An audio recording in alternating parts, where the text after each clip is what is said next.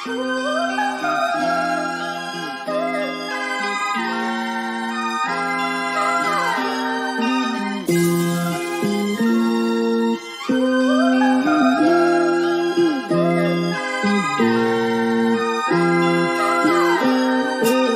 go, guys. Let's go. Make sure you're hitting that like button if you've already been here. If you haven't been here yet, maybe wait to hear what I say. You can hit the like button too.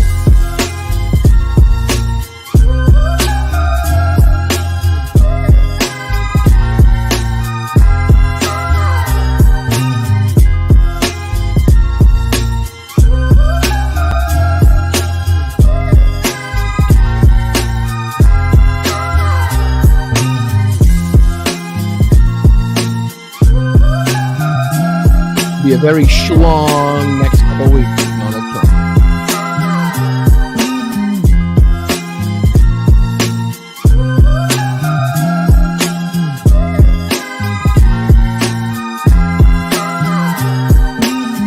You know, it's free to subscribe, right?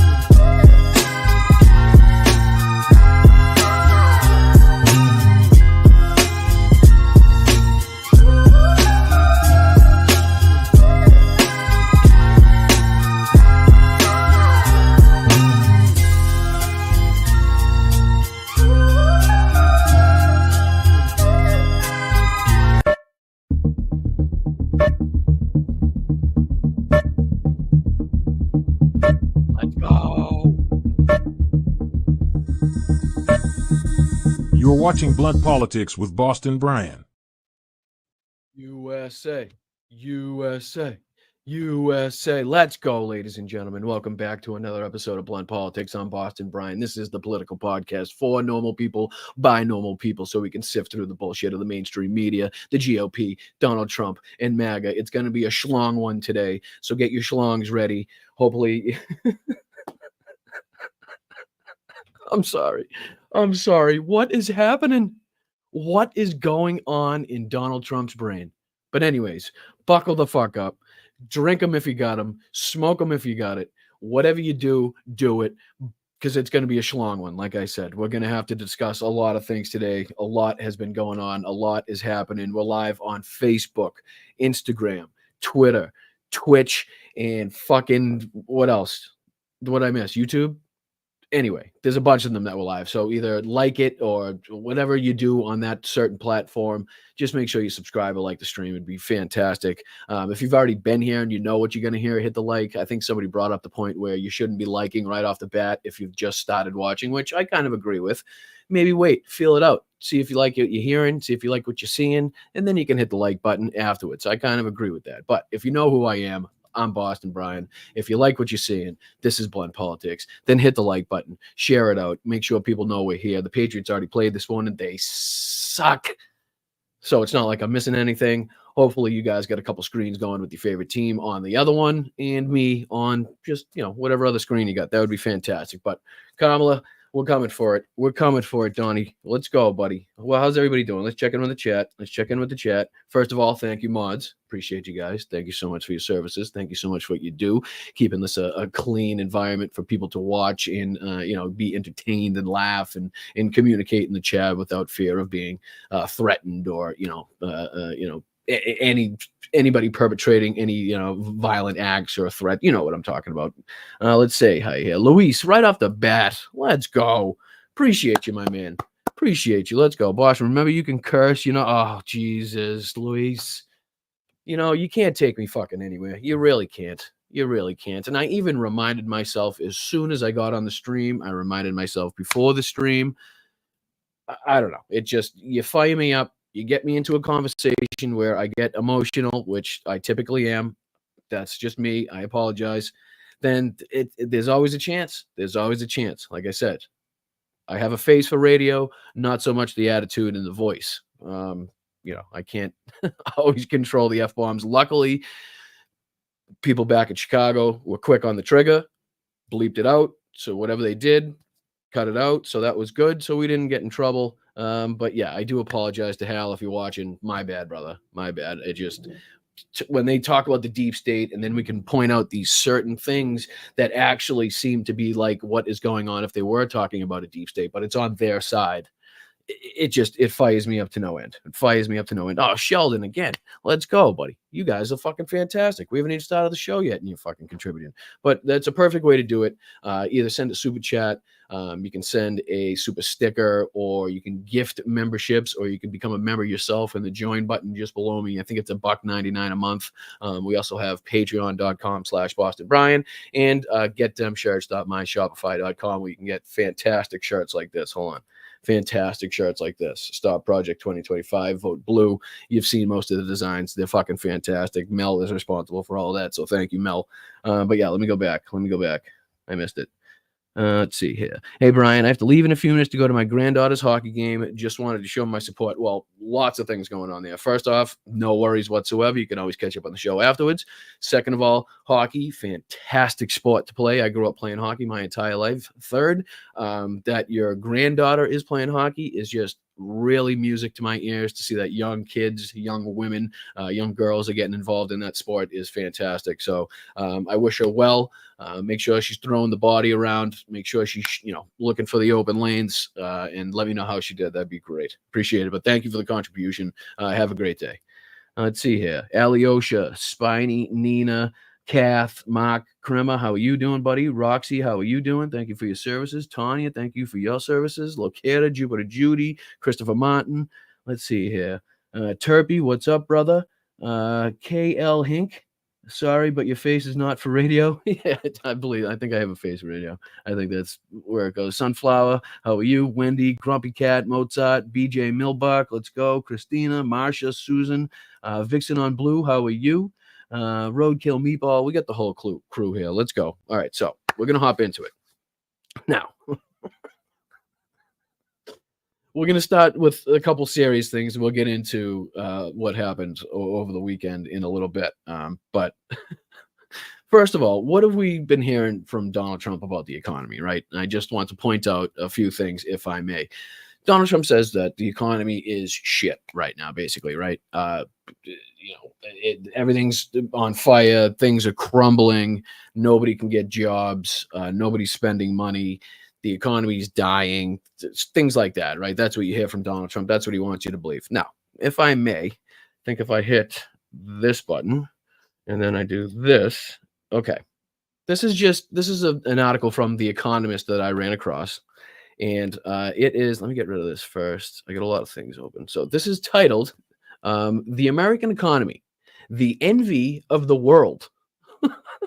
The American economy has left other rich countries in the dust. Expect that to continue, argues Simon Rabinovich and Henry Kerr. So these are basically different titles of articles that the Economist, people that deal with the economy, have written. So just some of the titles I want to read out. Special report. The American economy has left other countries in the dust. That's the one we just did. American output. American productivity still leads the world. For richer or for poorer, is higher inequality the price America pays for faster growth? That's just a different one. The shale revolution helped make America's economy great. Stocks, why the American stock market reigned supreme. The dollar. China's yuan is nowhere close to displacing the greenback. So, like you heard Trump say in his speeches all the time that China wants to replace the dollar with the yuan. As The Economist points out, they're absolutely nowhere near to doing it. Looking ahead, it says, what can stop the American economy now? I'm pretty sure it says nothing. Well, obviously, there's a few things that could stop it, but as of right now, we're boosted. We're booming right now. And the American economy sources and acknowledgments. So just a few of the... Will they let me read these? Or do you have to be you have to sign up? Let me see here. Can I get through this? Well, you need an account, free trial. No, I'm not paying $10 a month for The Economist. Thank you very much. But your headlines are fantastic and goes to serve a point that I was trying to prove. So yeah, so when you hear Donald Trump and Republican representatives and senators talk about how we need to fix the economy, why isn't Kamala Harris talking about how she's responsible for what's happened in the last 4 years? I, I don't know if the Republicans really would want her to say what she's responsible, because it seems like she's responsible for one of the best economies on the planet, if not the best economy the planet has ever seen. So just just a few things I wanted to point out on that one. I just doesn't make any sense to me. I think we all know better. I think the American people know better on a whole, that the economy, the stock market has seen records almost daily now at this point, right? So anybody that's involved in the stock market in any sort of way knows and has seen the returns of what's going on there. Like I said, the job growth, low unemployment, these all feed into the narrative of the economy being healthy and strong and growing. Correct? Correct. Okay. Thank you. You still with me? You still good? Make sure you hit that like button. That'd be fantastic. All right. So let's go here. Who's this? Jenny Faye Muppet. Hi from Indiana. I don't have a join button on my screen, or I'd be a member in an instant. Love your show. Here's some money for the swear jar. Thank you, Jenny. Appreciate it. Well, there should be here. Let me go back to this. There should be what's it say? Join. You're watching on YouTube, it says, right? So why would that be? I'm not sure. Maybe if it's different, if you're watching on a mobile or a PC, could be somewhere else. Maybe it's somewhere, but I do appreciate the super chat for you sending in, because you couldn't find it. That is fantastically nice of you to do. But I'm sure we'll get there, and I appreciate the sentiment. Let's go here. In the swear jar. I still can't believe. Oh, no, of all swears too, I let it rip. I just let the F-bomb rip. I did. It was clean. There was just no backing out. I did recognize right after I said it that I had fucked up.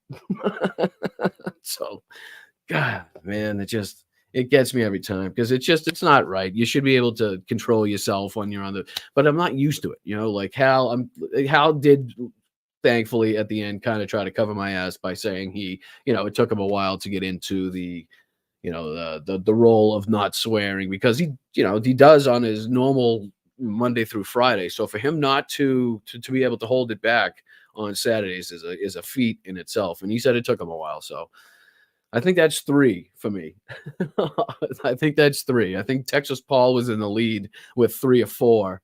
And I think that's either my second or third one. But yeah, damn it. I'll get there. Luckily, he didn't kick me off the show, and I think I still have a few more opportunities to redeem myself. Oh, let's go with the Flow Farm. What's happening? Gifted 5 memberships like a saint. Just reminding you people, if you're one of the 5 that get one of these gifted memberships, please thank the person that did so. In this case, go with the Flow Farm. Because it's really, really nice and generous of these people to come out of pocket so that you can become a member and always be here and know that you're contributing to helping this channel grow. So it's very nice of you people. It's just and I am one of you. That's the weird thing. I am one of you. I'm always in house chat. I'm always in Midas Touch or Tony, whatever, Brian Tyler Cohen or David Packman, Jesse Dollamore. So many of them. So many great people, right? So, and like I said, I try to contribute to as many as possible. So it's a big circle. It's a big, healthy family that we're in that contributes to everybody. You give to me, I give to somebody else. They do to somebody else. They give somebody else information. Somewhere along the line, we're all contributed, right? So I do appreciate it. And this is what it takes, right? This is what it's going to take to defeat Donald Trump come, 3 weeks now? How many days we got? We might be under 20 days, right? Are we under 20 days? Hit me in the chat with how many days we got left to the election. I think it was 21 the other day. 15? Where the hell did time go? 15 days. Oh, baby. So, and let me just thank Dave too. Dave, if you're watching, thank you so much, dude, for the care package. What a fantastic. If you saw me on Hal's show yesterday, showing off all my gear, this says Kamala and the coach. Nice little pin that I could be wearing. What else did he give me? Like I said, the javelin. This is a javelin missile. It's so cool. It's even got the flames, like the flames coming out the back. And then we got Volodymyr Zelensky, right? Come on. How cool is that? I even got, like I said, the Ukrainian American flag half and half. And he also gave me a nice card with, looks to be a bear smoking a joint covered in some weed.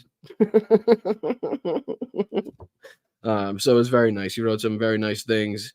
So thank you, Dave, very much. If you're watching, it was an unbelievable care package. So thank you. Even the flags. I got one on my truck and one here.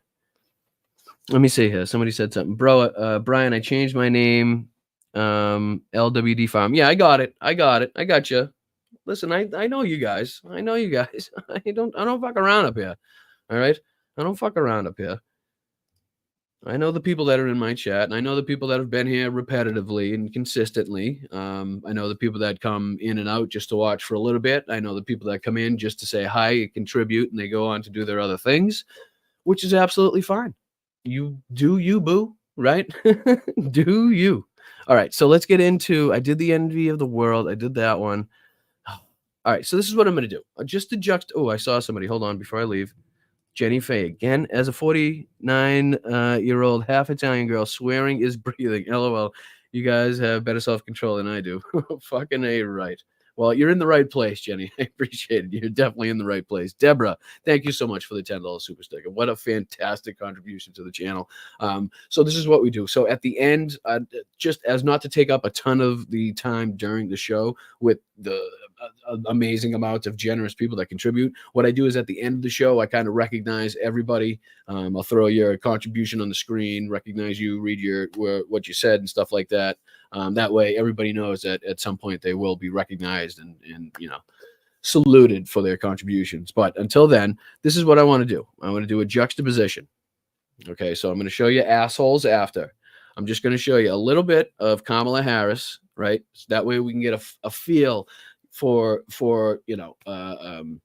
her vibe, her policies, what somebody running for president should look like, how they should carry themselves, what their message should be, what their rhetoric should sound like, that type of shit, right? So let's just get into a little bit of Kamala.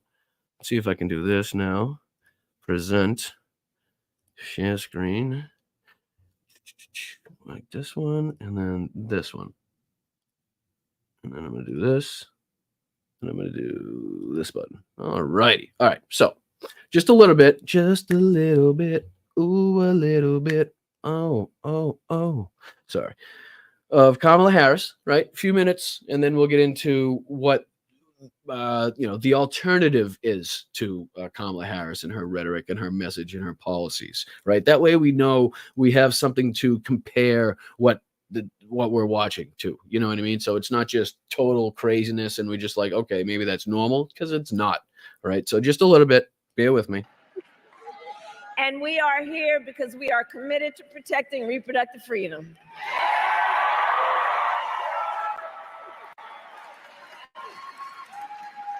But none of that is what we hear from Donald Trump. Instead, it is just the same old tired playbook over and over again. He has no plan for how he would address the needs of the American people. He is only focused on himself. Yes, so far, no notes, nothing to correct. I apologize for being silent, but so far, nothing to say. And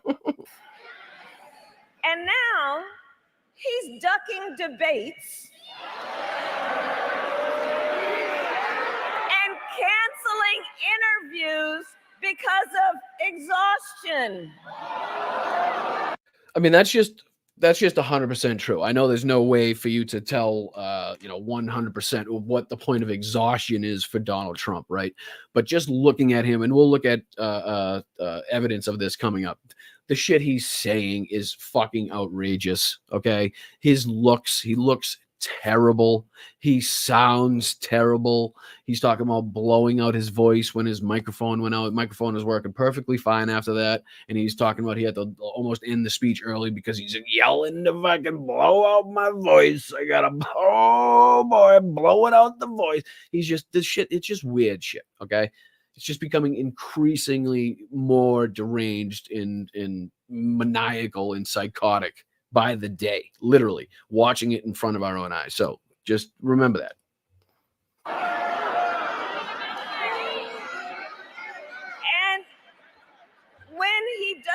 answer a question or speak at a rally, have you noticed he tends to go off script and ramble? And Is that loud enough for you guys?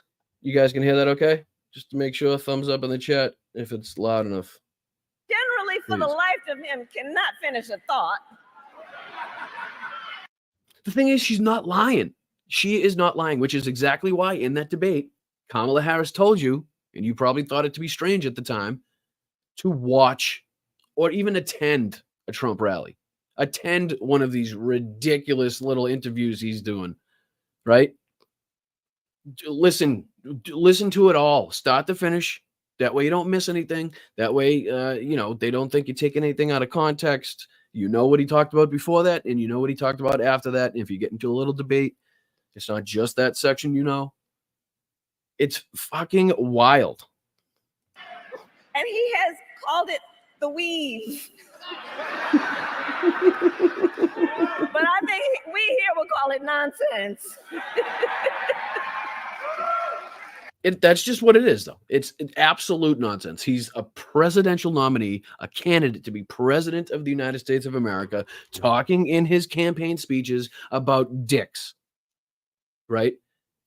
Going on podcasts and saying that Harvey fucking Weinstein was the one that got schlonged in that fucking situation, right? So it's almost like you could take out the fact that the guy said schlonged out of nowhere. Where the fuck that came out of his brain, I don't fucking know. Maybe he'd been preparing for this Arnold Palmer speech a couple days in advance and he had dicks on the brain. I don't know. You know what I mean?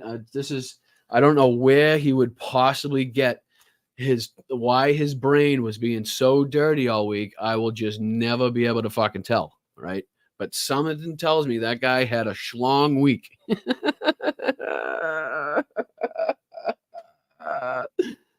Oh, boy.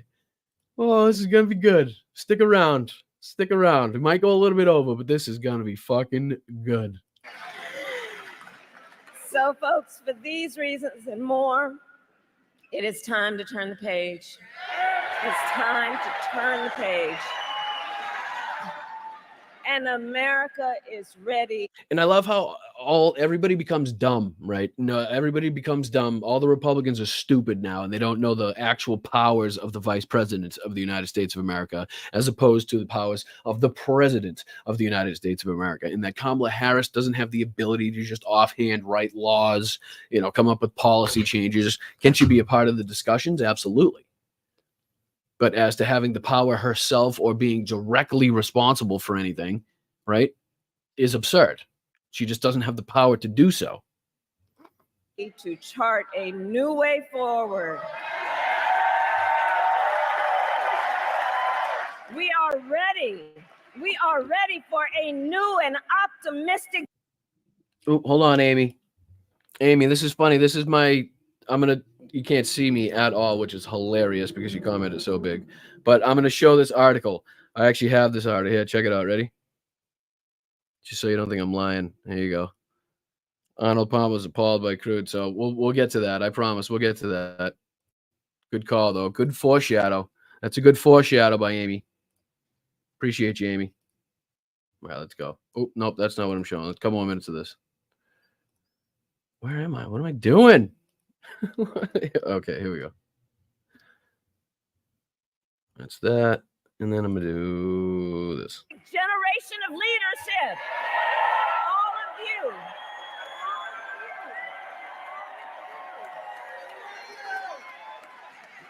you. Which is why Democrats, Republicans, and independents are supporting our campaign. In fact, earlier this week, over 100 Republican leaders from across the country joined me on the campaign trail. Imagine that. Imagine that. Imagine what it takes for Dick Cheney, right? For Dick Cheney, right? Just happens to fit in so well with our theme of the show. Dick Cheney.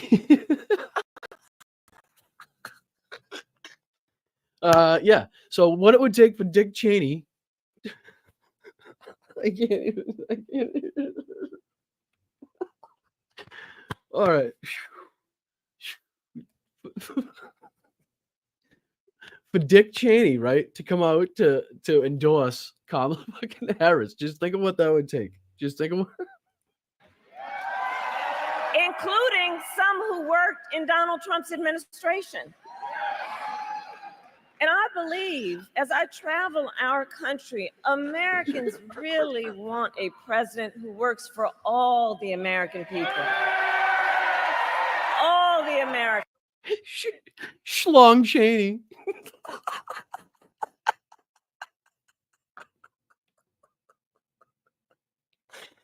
Oh, Jesus.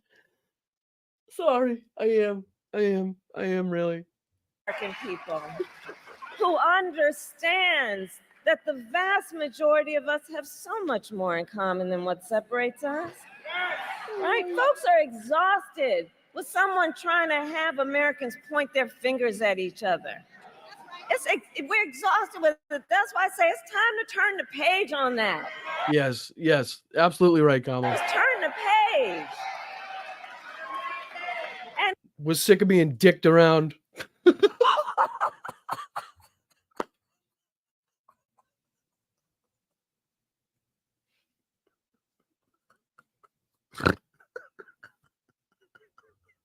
have a president who cares about all the people. And you all know I've only ever in my career had one client, the people.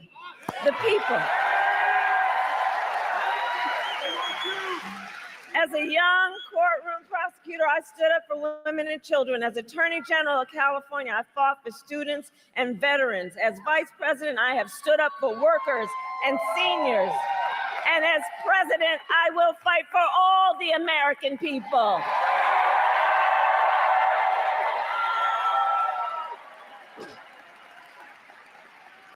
Yeah, we don't want to be jerked around anymore by Donald Trump, right?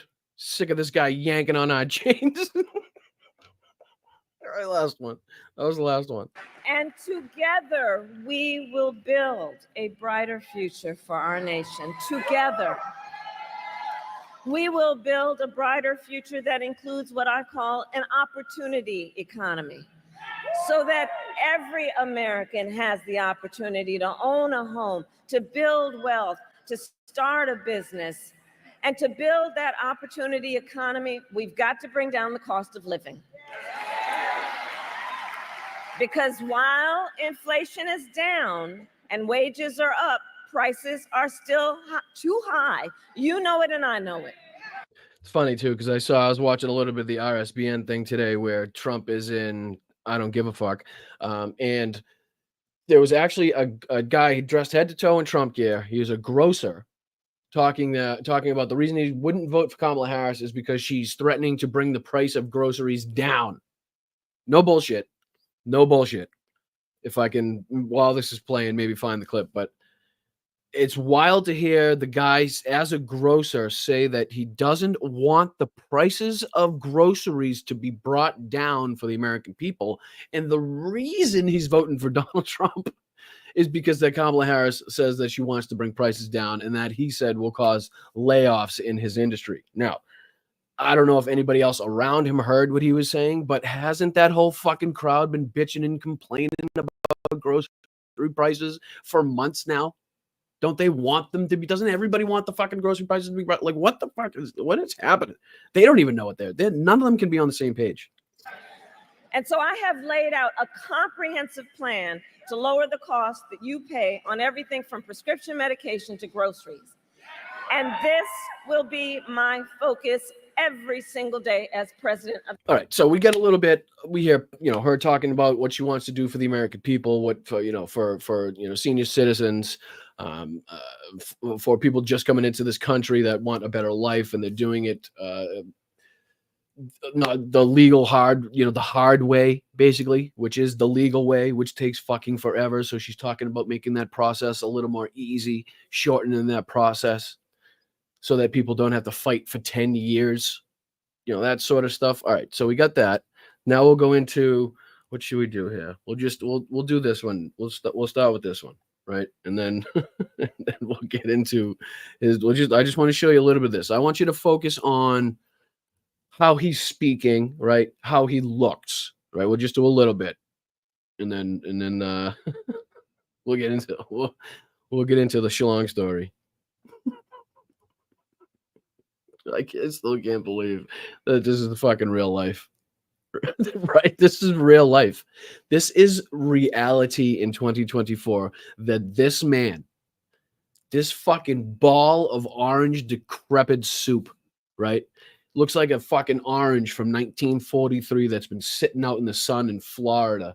Hasn't seen a drop of water in fucking 200 years. Right. And he has a chance to become president of the United States. And that's just the fact. That's just reality. He has a shot. If we don't do our part, if we sit back in our asses and do nothing, then this could become a reality again. Right. So let me just make this a little bigger for you. I'm going to do this. And then I'm going to do, okay. Full screen. There we go. Never called. They wouldn't listen to him. Do you think he will listen to you? When you say just talk, when did you talk to him?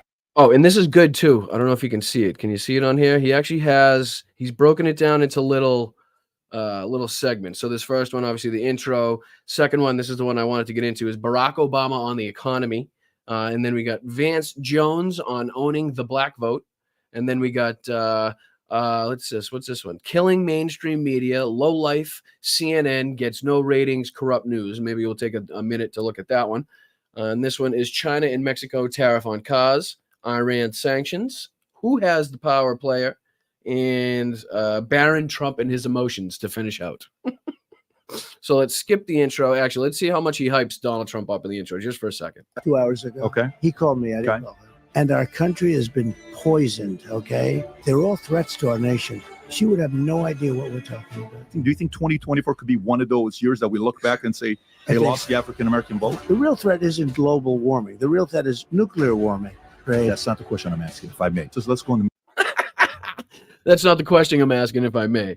All right, so I think he put that in there to make it seem like it was a contentious interview, like he was asking the tough questions, right? But we all know fucking Patrick Bet-David ain't asking fucking Donald Trump no tough questions. First off, the reason why Patrick Bet-David isn't fucking smart enough to be asking Donald Trump the hard questions, right? The guy somehow made a shitload of money. I guarantee that might be the only fucking thing that he's good at in his life. I don't even really know what the fuck it was from, but he made a ton of money. Now everybody thinks he has some huge power and influence. His podcast is a big one. Let's see here, but you can tell when he speaks, he's not the most intelligent son of a bitch. You know, he might know his area of expertise very well, and that's well and good because he made a fortune, but not the brightest bulb in the tree. Middle of the ocean and top. You have to set your phone aside. If I were president, that war would have never happened. Did you hear what he said? Did you hear what he said? Well, let's see if we can go back. He said he was talking about his iPhone. He said he's talking about, the impacts of Trump's tariffs. He said if this was built in America, the iPhone, it would cost me $2,400, and Trump had no answer for it. Middle of the ocean and top. You have to set your phone aside. If I were president, that war would have never Ready? happened. Who were really the power players? Who were the manipulators? Who were the ones that would threaten behind closed doors? No, I don't want to put you in trouble. More beautiful than any word I know, Carol. If I buy this in U.S. and it's made in U.S., it's $2,400. Well, let me explain. Can you send me Had no answer. Well, let me explain. All right, so enough of the intro. Let's get into his conversation about Barack Obama and the economy. Let's see what Donald Trump's insight is on this. But like I said, focus on the looks of Donald Trump, how hunched over he is, his really quiet speaking voice, and really pay attention to that, because I think that's a factor, because everybody was talking about Joe Biden, what he looked like, how he was speaking, and his ability, if he were to get into office, to command, to be commander in chief for the next 4 years. So obviously these are questions we must ask of Donald Trump. So let's get into this just a little bit right here. So I want to get right into it. I got a lot of questions I want to ask you. Some of it's personal, some of it's business, some of it's politics. But something happened last week. Barack Obama. Oh, and YouTube, by the way, I don't know the rules and regulations, but this is the former president now running to be president. He's a presidential candidate on a podcast.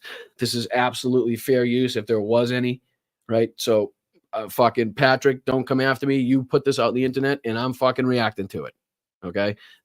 You decided to interview the president. I'm going to react to it. I'm going to add my own fucking words and flair to it. So fair fucking use, please. He's at this event. He's speaking. Right. And he's given this message about your economy, how great the economy was. And then at the end of it, he says, you didn't build that economy. I built this. I kind of want to get your reaction on this talk that he's given. Rob, if you can put that up. And the reason some people think, wow, I don't know, I remember that economy when he first came in being pretty good. Yeah, it was pretty good because it was my economy. We had 75 straight months of job growth that I handed over to him. It wasn't something he did. Facts, right? I mean, we can go back and look at the numbers and the statistics. This is just a provable statement that Barack Obama is making, that Donald Trump was handed an economy that was healthy, that was growing, and Donald Trump went on to shit and step on that in every way he possibly could, including fucking the farmers over with the soy and the what was it? What was it? I forget what the fucking name of the grain. But anyway, soy. There was a couple of them where he just totally screwed them over in the deal with China, where China was supposed to buy so many billions of dollars in a 3-step process and never even completed step 1. The whole thing was a fucking shit show. And then Donald Trump had to bail out the farmers, which is why you always hear him, I gave the farmers, what's he say, 50 billion? I don't know the exact number, but he's always touting how much money he had to give. Yeah, because he had to bail them out, right? Because he fucked them over in the first place. That's why he had to do it. I had spent 8 years cleaning up the mess that the Republicans had left me the last time. So just in case everybody has a hazy memory, he didn't do nothing except those big tax cuts. So how do you feel about this when you see him saying this last week? I think he's angry. He pretends not to be, but I think he's an angry guy. He's a nasty guy. Now remember, put everything Donald Trump says back on himself. Right. So this is all just a blame game projection. The only thing that Donald Trump knows is his own deficiencies, his own inabilities, his own bad qualities, his own fucking nasty nature. Right. So what he does is he tries to describe himself, the only thing he knows, and he puts that onto other people. See what I'm saying? So if you know you're a fucking scumbag, right? You know you're a fraudster, a con man, a rapist. You're a womanizer. You're fucking freakishly weird about sexual acts with your daughter. That type of stuff, right? Like you will then put that onto other people. They call that, projection, right? So that's basically what Donald Trump knows best because he's been around his fucking saggy old disgusting body the longest. So that's what he does. He just describes himself, projects it onto other people. That's all we got to learn. That's pretty much the lesson for today. He's got a little bit of an edge, and he's angry about a lot of things. You look at what happened with Biden, and you look at what he did with Biden. He really hurt Biden because I'm not sure he wouldn't have imploded anyway. We had the debate, and he was down quite a bit, and they walked out, and they wasn't down quite a bit. They just took it away from him. They didn't take it away from him. I mean, if you think about it, they stole the election. They didn't steal the election from a sitting president. No, they didn't. That's I always say coup, but the word coup. I don't think it's accurate enough. They just walked in and took it away from him. That is a legendary thing. Legendary. Yeah, wicked legendary. Fucking sick, dude. Wicked legendary, man. It was like sick how they went in there and did the coup. He didn't want to get. That's why Joe Biden's still out there promoting Kamala Harris's campaign and doing everything he possibly can to get her elected, is because there was a coup perpetrated upon him. Because that's the way somebody would act if a coup. Maybe he's still under, like, maybe there's still like he's kidnapped, basically, right? Maybe he's kidnapped. Actually, they're sending him out there, but he's actually at gunpoint somehow. And if he acts out and actually tells people that they perpetrated a coup upon him, that somehow something bad. Maybe that's the case. Maybe we're living in like a fucking. I don't know, Oliver Stone movie or some shit. Who knows who the guy, he's out there, guys. He's out there. I'm sorry. Give up. He's angry now. They're all angry. Why would they be angry? Have you seen Barack Obama's life? Have you seen his kids and his wife? He's got a beautiful life. He's got all the money in the world, beautiful homes. What the fuck is he mad about? He's frustrated, I'm sure, as we all are, that you are so close or as close as you are to power once again. That's not anger. That's frustration. It's different. That's why there's two different words. The Democrats, if you think she's angry, they're both angry. But no, I watched that last week, and I think he spoke down to black men. I thought it was terrible the way he spoke to them. Yeah, it's much better to just not let them live in your apartments, right? You don't even have to speak. That way you don't have to speak bad about black men. You could just not let them live in your units like you did when you got sued for it. Remember that? That was cool. Or the Central Park 5. I mean, talk about speaking bad about black kids, right? No better example than you with the article that you put out saying that the kids in the New York the New York 5 situation should have been what did he say? I think what did he say? Executed, something like that. Something about the death penalty, I think he said, and then they were exonerated. Remember that? Yeah, that was you. I thought that was you. You think it's effective? You think he still carries the same stick as he did, maybe 8 years ago or 12? Here we go, talking about guys' sticks again. I think this is where it started.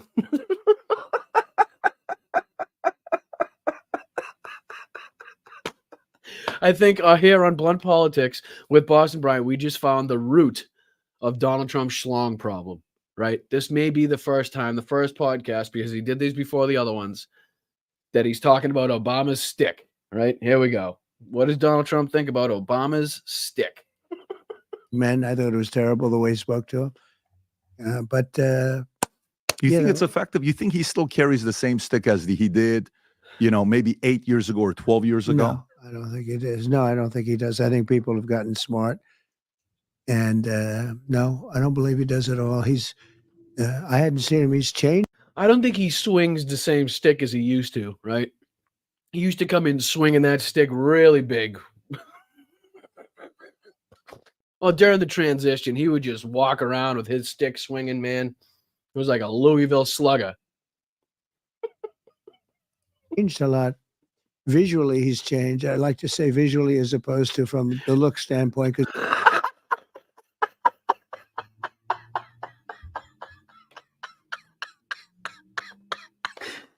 Oh, he's changed visually as opposed to the look standpoint. Hold on. What did he say? What was that English language? No, I don't believe he does at all. I hadn't seen him. He's changed a lot. Visually, he's changed. I like to say visually as opposed to from the look standpoint, because visually as opposed to the look standpoint. What the fuck does that mean? of course, looks don't matter anymore in politics. You say looks don't matter. Doesn't make any difference because we want to be politically correct, but they do matter. But what are you talking about? Run that one by me again, sir. Hold on. Opposed to from the look standpoint, because of course looks don't matter anymore in politics. You say looks don't matter. Doesn't make any difference because we want to be politically correct, but they do matter. But he's what?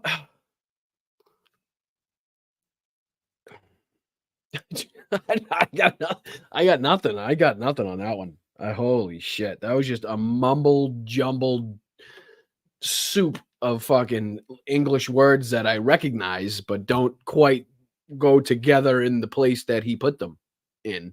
Really? What the fuck was that? He's changed. His look has changed actually quite a bit. I haven't seen him in a long time. And by the way, Rob, I think that's even 4 years ago. I think it's even more than it is Well, today. no, but the statement he just made was a couple of days ago. And it was a couple of days ago. And it's similar to the statement he made back in 2012 when he told business owners, oh, that's funny. Now, what's even funnier is if they put up the side-by-side of Trump when he got in and got out, literally the only thing that would change is the fucking the color of his makeup. Literally zero stress, didn't give a shit about anything. On the golf course the whole time. Literally gave two fucks about nothing. Everybody else that goes in comes out like a haggard old man because they never sleep. They're up at all times worrying about different like ridiculously important situations that could control the fucking future of the planet. You didn't build that. Remember when he said that? I don't know if you remember that whole comment. I think this is the speech, Rob, if you want to play this. Of communism. I think this works with the communism. Well, no, I mean, that's basically the view. You know, we hold on. I want to hear the I want to hear the communism. I want to hear the communism talk. This becomes a pattern of communism. You see a pattern of communism there? No, I mean, that's basically the view. You know, we. All right, so hold on. Now we have to go back and hear what Barack said, and let's see if this is communistic in any way. He said that. I don't know if you remember that whole comment. I think this is the speech, Rob. If you want to play this. If you got a business, that you didn't build that. Somebody else made that happen. So this. Oh, holy fucking out of context, Batman. What was the rest of the sentence? What was the situation he's talking about? I can almost fucking guarantee you that he's just not flat out saying that if you built a small business, that it wasn't you that was responsible for it. Wholly out of context, Batman. Jesus Christ. This becomes a pattern of communism. You see a pattern of communism there? No, I mean, out of nowhere, literally from fucking left field, he throws the communism word out. Patrick Bet-David was like, what? Oh, you see a pattern of communism here? What the fuck are you talking about? Basically the view. You know, we didn't do anything. Right. Government did it. Somebody did it, but anybody but us. Do you think this works with the undecided voter? Do you think the undecided voter that's sitting, our audience, they're entrepreneurs, they're small business owners? Yes. Who said that? Who said that? Adrian? One sec. Adrian said, I think he's shrinking. Dude, I said this on Hal's show yesterday.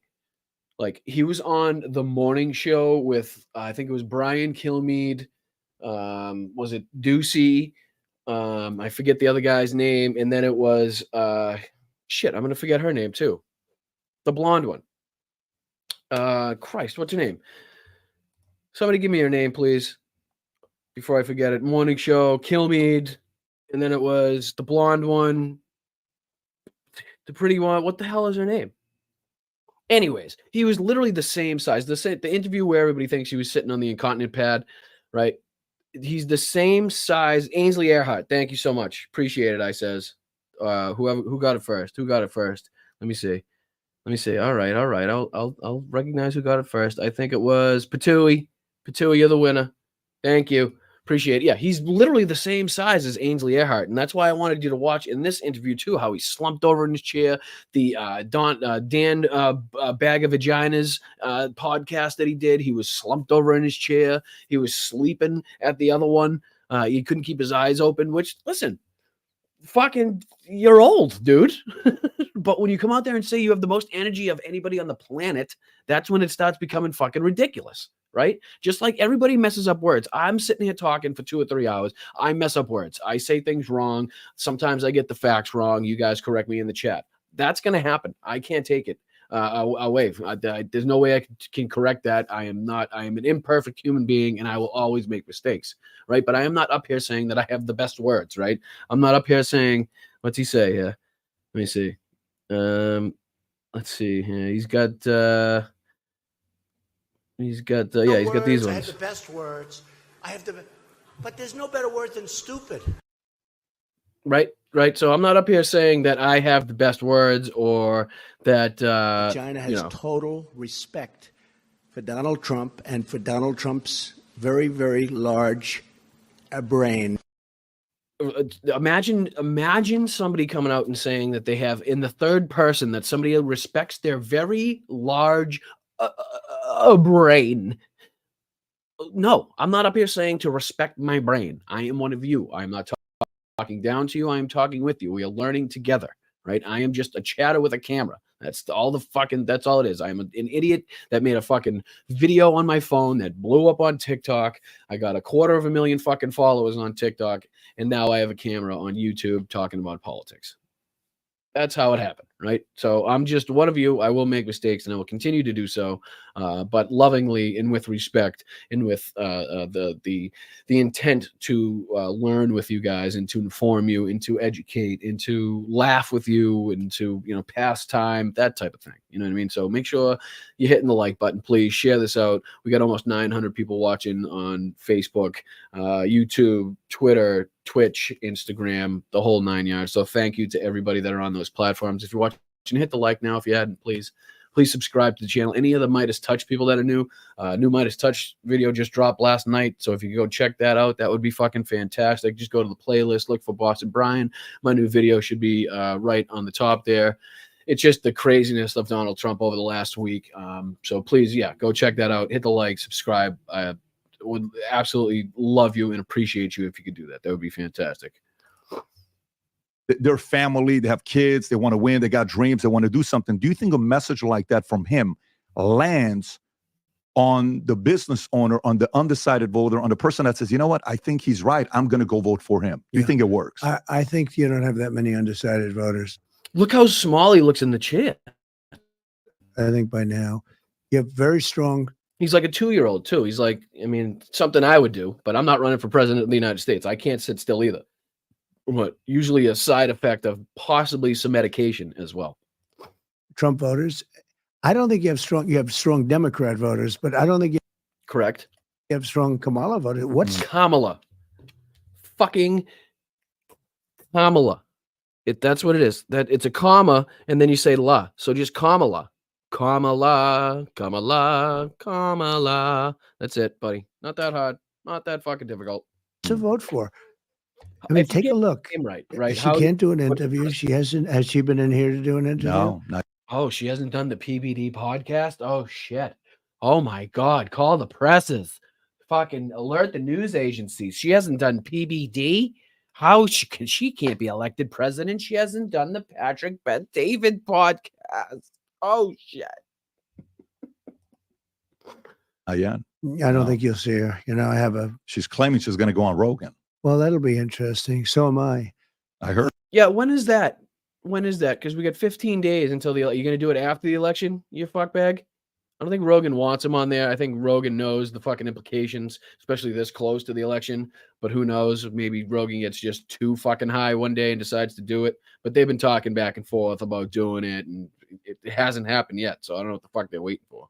But I think I am. I don't know. I think so. See, he's fucking. I don't know. Maybe, possibly. We'll figure it out one day. Maybe when I'm in jail. Maybe he'll come. We'll do the podcast from my cell. Fucking asshole. But it'll be interesting. It'll be interesting to see what happens today with Brett Baier. You know, Brett's two people. He can be very nice, or he can be. Brett is two people. Yeah, himself.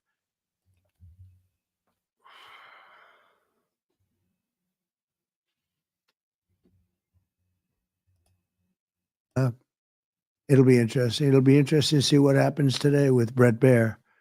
You know, Brett's two people. He can be very nice, or he can be himself. Oh my God. He can be very nice, or he can be himself.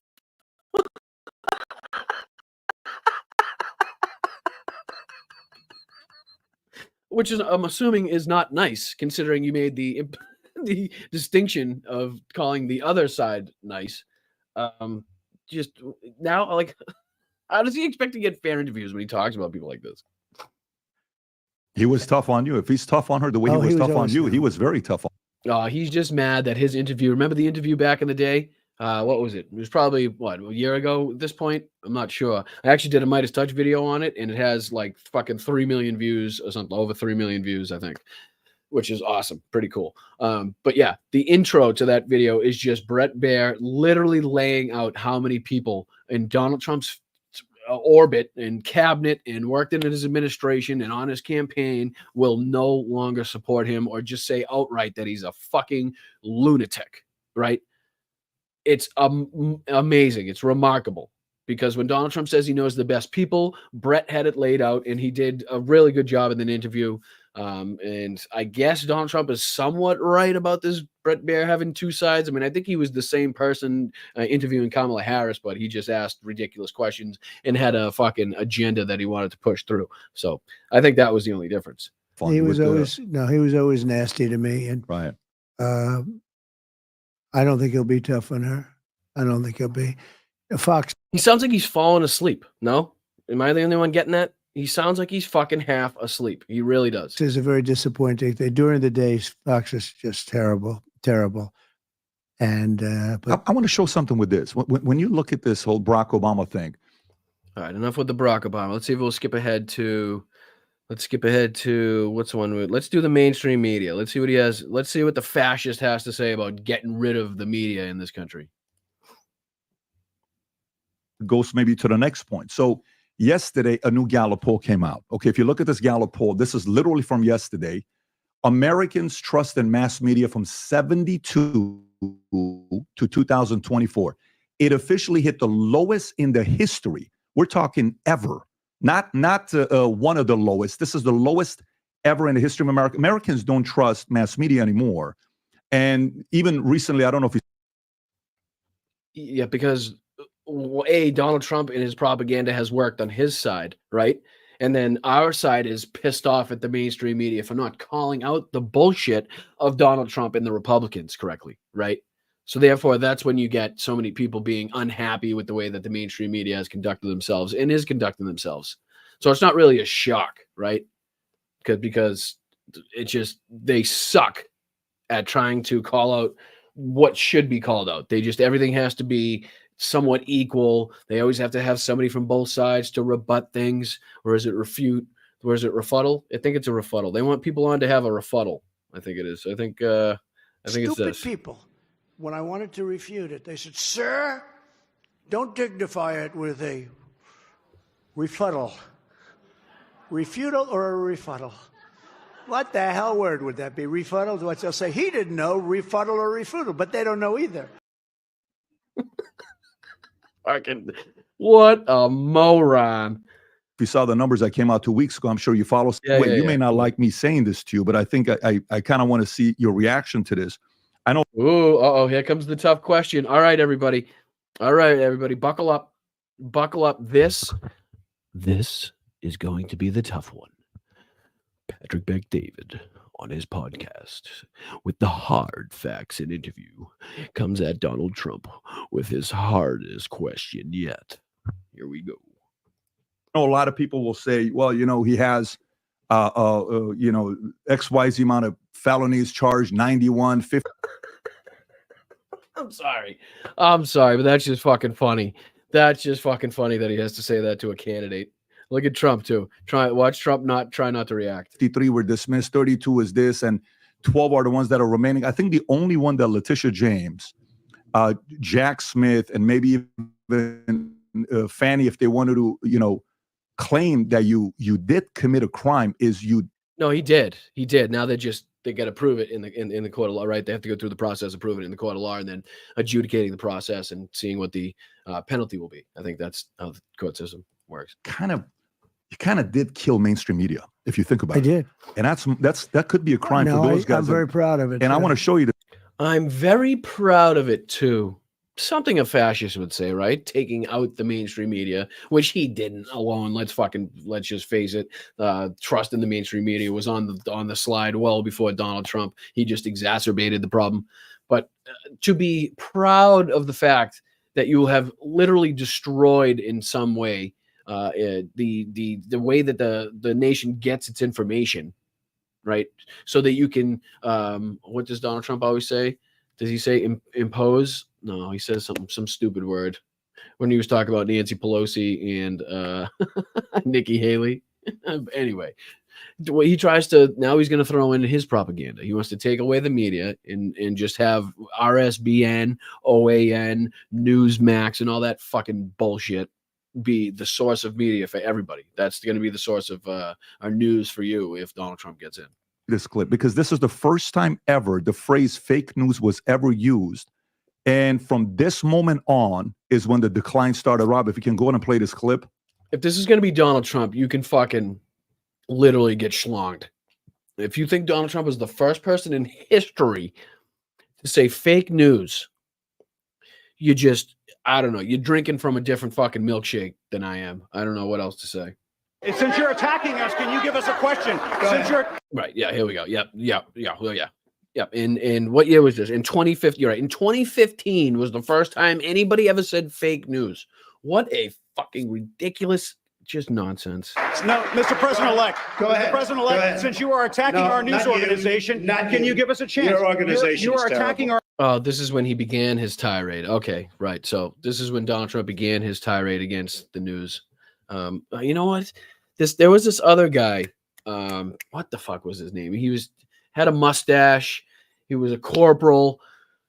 Somehow got into power through a democratic process after trying to steal it undemocratically through a beer hall putsch.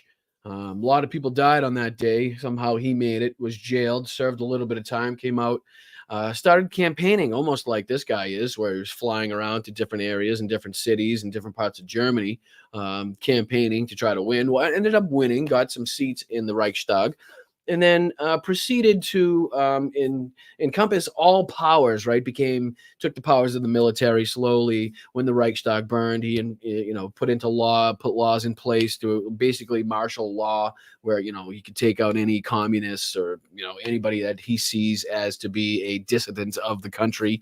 And then he started attacking the media, which is funny because that way Joseph Goebbels, who also had his newspaper that he could put out, could therefore do the same thing Donald Trump wants to do now. He could just feed you all the propaganda he wanted because he was the source of the propaganda.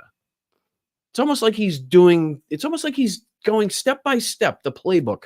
And it's almost like he had the book of Hitler's speeches next to his bedside, as the report goes. But that's just, I don't know, neither here nor there, I guess. Our news organization. Can you give us a chance to ask a question, sir? Go ahead. Sir, can you state, Mr. President-elect, go ahead. Can you state categorically, she's asking a question. Mr. President-elect, can you give us a question? Don't be You're rude. attacking us. Can you give us a question? Don't be rude. Can you No, give I'm us a not going to give you question? a question. I'm not going to give you a question. Can you state categorically? You are fake news. Sir, go ahead. Can you state categorically that nobody... No, Mr. President-elect, that's not Go ahead. appropriate.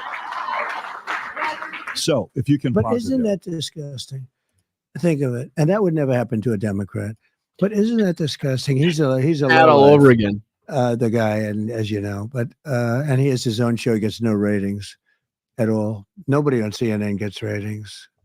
But isn't that a disgusting? I'm just watching that, and Sorry, I'm isn't trying it to a put shame Instagram that back up. 1 sec. people can behave that way against the president, and yeah, I think I'm responsible for those numbers up there where they went down. All right, so here's Donald Trump again taking credit, like a fascist would do, like an authoritarian leader would do, like a madman, a maniacal fucking, like oh man, like Pol Pot, you know what I mean, like people like that, Kim Jong-un, Kim Jong-il, Stalin, Hitler, that type of shit, right?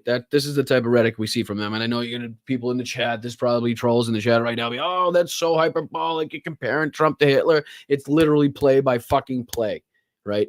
I'm not saying he's trying to. Well, I guess I am saying that he is trying to round up and put people in camps because that's what Project 2025 would do, right? What he wants to do with the mass deportations, right? What do you think happens in that situation? Do you think they just go from the place that they get found to the place that they want to be, to the place that they're getting sent, like immediately? Or do you think that they then have to be housed somewhere for a certain period of time before the adjudication process takes place, whatever they deem fit to see fit as an adjudication process, which is, I'm a guess, almost none. And then, so they're going to have to be housed somewhere, which is then going to create what? A camp? A camp of immigrants? What do we call those? Man, are you going to make them do work as well? Should they do work? Should we have them build the roads and shit? See how it's similar? See how it's like parallels are there? See how it's like side by side? And frankly, I'm proud of it because I also am responsible for the term fake news. And that's a great term, but it's not strong enough. All right, I'm done. Let's see here. Is there anything else on this that I want to say? Having Newscomb, Elon, and Tim Cook, China tariff in Mexico, Iran sanctions, foreign policy. Let's see what just 1 minute of his foreign policy. Let's see what he's got. And they took him out as well. I mean, that was that because nobody wants that job. And I was like, hey, would you like this job? I'll pass. I don't want the job. Right. So it's a different, it's a different story, but only because Bibi did not listen to Biden. Biden wanted everything to just sort of foment. Foment. What the fuck? What does that mean? What are you talking about? Please explain. Those words don't make sense to me. They wouldn't listen to him. You think Bibi will listen to you? Which tells you, do I what? Do you think Bibi will listen to you? Yeah. Oh yeah. Cause I talked to him. Just listen to how like he just seems not low energy. No, like the opposite of what his people say. He's got the most energy of any person I've ever seen in my life. He's like a teenager. He's just running all over the place. Why does he look like he's fucking half dead in this fucking interview then? Oh, he'll listen to me 100%. 100%. 100%. Don't forget, I got them more than, and not because this isn't the reason, but. All right, I'm done with this one.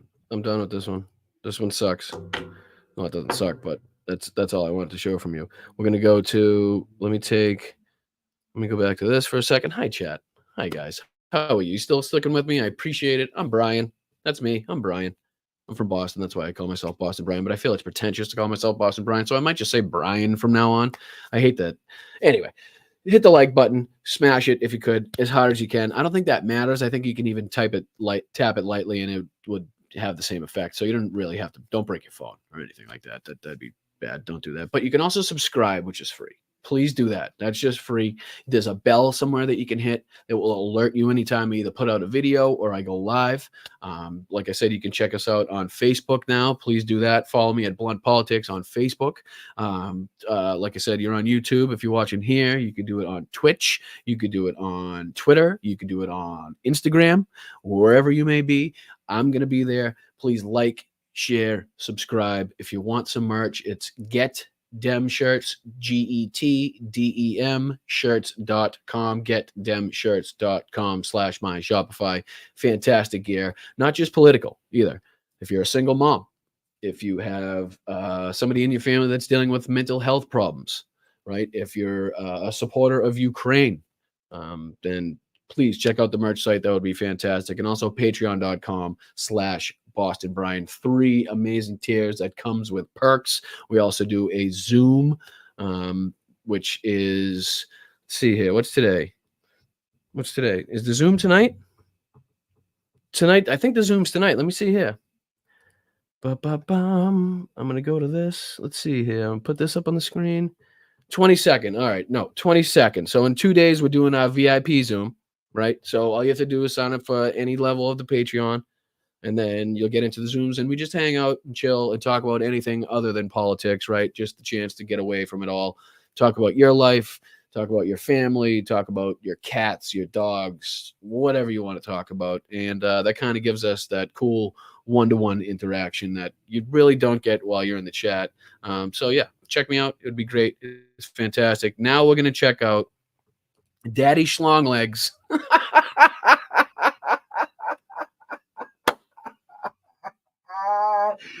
I just did that. Just came out. It just came out. I just called that one. Let's go. What a brain. My big brain. Oh, that was fantastic. Daddy Schlonglegs. Come on. I don't usually tap myself on the back, but that's a good one. All right, so now I got to go to RSBN. No, I don't want to go live. I don't care about his live processes. What the hell is that? Hold on. Oh my God, guys. Oh my God in heavens almighty. What is happening here? Wait till you see this. Are you ready for this? Are you ready for this? Remember how I said buckle up? Buckle up. Check this out.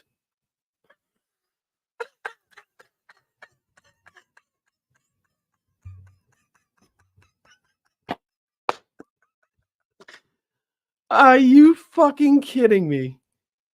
Are you fucking kidding me? If you're just listening, folks, and I'm sorry if you're just listening and not watching, right now on the screen, we're getting the first person camera view of somebody going to the drive-thru at a McDonald's. And Donald Trump is in the window with an apron on. Oh my God, I cannot right now, dude. This is so bad. This is torture to elderly people. This is what this is. This is elder torture. Holy shit. All right. Okay. I didn't think we'd get into it, but All right, let's see where it starts. Let's see where it starts. Holy shit. I cannot believe this, guys. I wanna get to where he starts it here. Seems to be right. Here we go. Oh my God in heavens. You ready? Here we go. A tough job it was, only to find out, much to everyone's chagrin, that she never worked there. Obviously, someone in the way of the camera there, but this is out of Pennsylvania, at a McDonald's in Pennsylvania right now. The leader of the free world in McDonald's and showing. All right. Fuck off, dude. Right the fuck off, Matthew Alvarez, you motherfucker. I've challenged you on Twitter several times, wherever the fuck you may be on True Social. I've tried to reach out to you. I've tried to reach out to RSBN to have a little sit down, to have a little debate. I'd be more than fucking happy to do it on a Zoom call or whatever the fuck you want, but no response, right? And I know I'm not anybody. I'm just a nobody, so they probably have no reason to respond, but I'd like to change that, and I can only change that by you guys subscribing and sharing this out to everybody, please. I would really enjoy it and really appreciate it if you could do that. That's only if you think I'm worthy of it, right? If you don't think I'm worthy, then fuck it. Don't share it out. Why would you share it out if you think I'm stupid or an asshole or wrong? Whatever. Anyway, but here we go. I can't believe what I'm watching. I really just can't. I am almost in shock right now. Like, remember when Joe Biden dropped out of the race in the middle of my show, right? This is kind of like one of those. So you're watching Blunt Politics with Boston Brian. In case I make this a clip, I appreciate you. You're now joining us as we watch Donald Trump work the drive-through at a McDonald's. Yep, you heard it right. I don't know if he's over the fryer later like he said he was going to be. He doesn't seem like he's getting anywhere near that fryer later, but he's definitely serving the window. And you're going to hear it first on Blunt Politics. Here we go. I love how President Trump trolls. You know, it's just a great thing to see there. Just imagine. Donald Trump is now. Can I make that bigger for you guys? Like, can I zoom in on that? Let me see if that works. It might fuck it up though. All right, did that work for you? Did that do anything? Let's see here. Play. How do I play? This is ridiculous. Being somebody ordering a number 1 or number 2 right now in McDonald's. Probably a number 2. If it's anything to do with Donald Trump, it's guaranteed to be a number 2 there, Matthew. It's just, there is just too much to say here. I am overwhelmed with jokes and things to say. I'm almost at a loss. And then seeing the commander-in-chief, the 45th. He's not the fucking commander-in-chief, you stupid prick. You fucking dense motherfucker. He's not the commander-in-chief. Shut the fuck up. You sound like a moron. There's only one of those. And right now it's Joe fucking Biden. You sound like you're in a fucking fantasy land. Who's he commanding? Who's he fucking commanding? Right now he's commanding McDonald's, you stupid son of a bitch. Commander-in-chief, and soon to be, under a free and fair election, the 47th commander-in-chief. He can't even fit out the window, the fat fuck. Couple more weeks of Ozempic, I think. Look at him squeezing through that fucking. Hold on. I'll give you the full view. Hold on. There you go. There you go. There's the full view. Can I zoom in even more? Let's see if I can give you the good shot.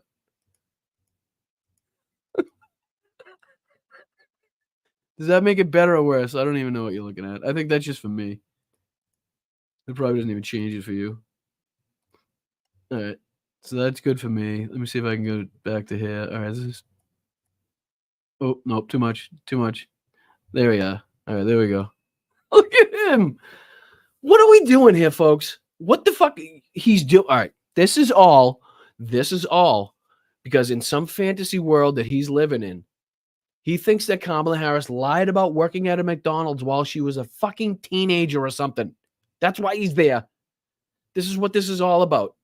This is what this is all the fuck about. Not only that, so he can get fucking a couple free cheeseburgers, no doubt. But what kind of demented madman would set up this whole fucking thing to disprove something he's wrong about in the first place.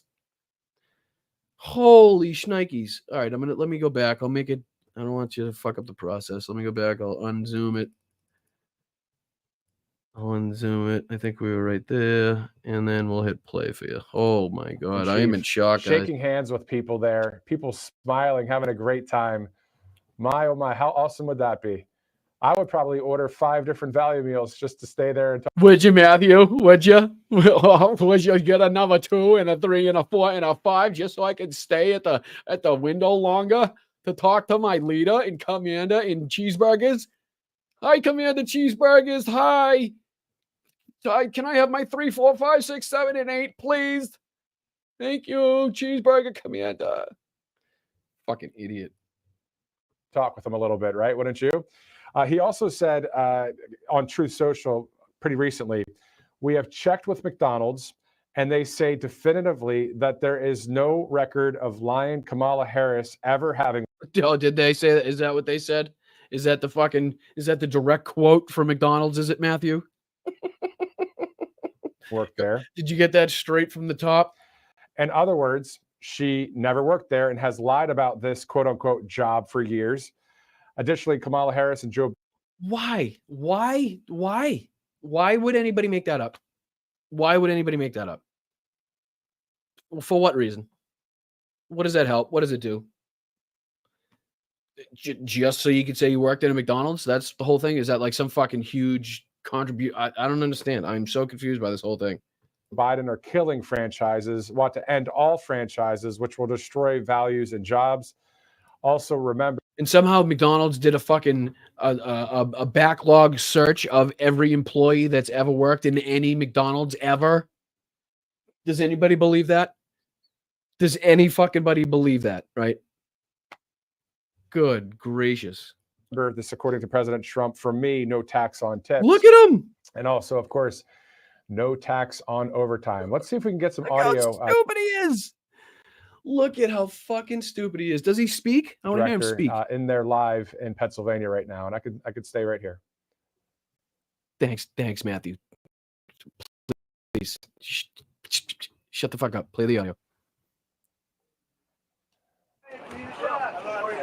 Oh my God, he speaks. He speaks. A lot of fun here, everybody. Look at all the fake news. Hello, everybody.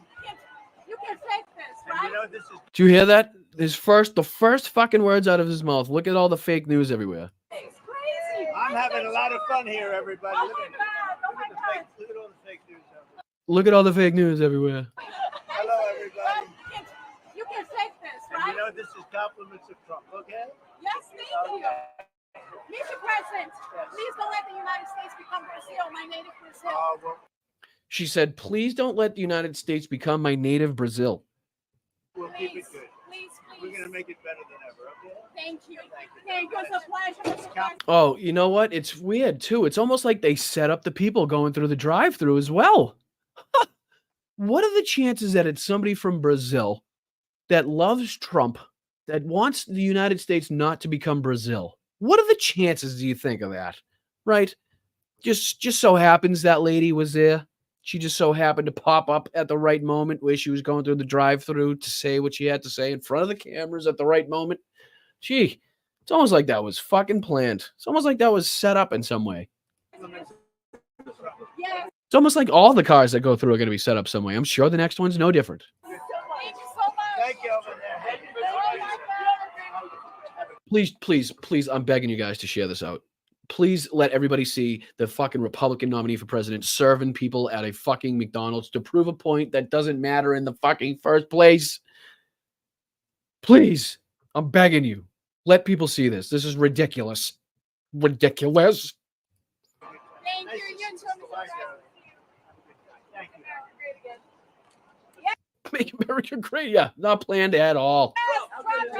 Did you order anything yourself? I'm going to take plenty. You fat fucking bastard.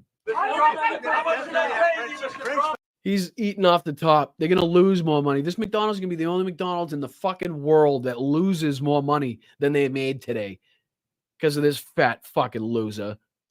They're going to look at their sheet at the end and be like, we sold 10,000 cheeseburgers, but somehow we're down 1,000. How'd that work? Oh, Trump was here? Okay. What about the 47 large fries? That's him too? Okay. 10 Cokes? 10 large Cokes? Good Lord. And his team had 1,700 cheeseburgers? And that was just Walt Nada? Jesus Christ. What did the rest? Prize for the plane. Oh my God. This is insanity. This is utter insanity, folks. He's bringing fries for the plane. Fries and flies, probably, as we've seen recently. You see the people over there? That is thousands of people. It is thousands. How'd they get here? How would they ever know that you would be here? Blocks down, Mr. President. That's great. Blocks down. How you doing, sir? Good to see you, sir. It's almost like the media people there that he called fake news are on his side. Imagine that's what I don't get. This is what I don't get. Imagine working for RSBN or OAN or Newsmax and you'd cover this asshole start to fucking finish. You're all over the country following this fucking moron to hear the dumb shit he says in front of people, right? Only to have him turn around and call you fake news, right? And to bash you at his rallies when there's no other cameras there besides his campaign cameras in the fucking in the media that I just mentioned, right? So all he does is bash on the only people that he has covering what he does. How would you feel being that person? You must feel like an asshole. Like, okay, guy just called this fake news. I've been to fucking 37 different states in the last 10 days. Like, following this asshole. Who's he talking to? My guy. How much are you getting paid? How much are you getting paid? Not enough. You think they should raise the minimum wage? I want more money. I want more money. You think the minimum wage? I'll tell you what, it's a great franchise. It's a great company, and they've been very, very nice. And now it's just a McDonald's commercial.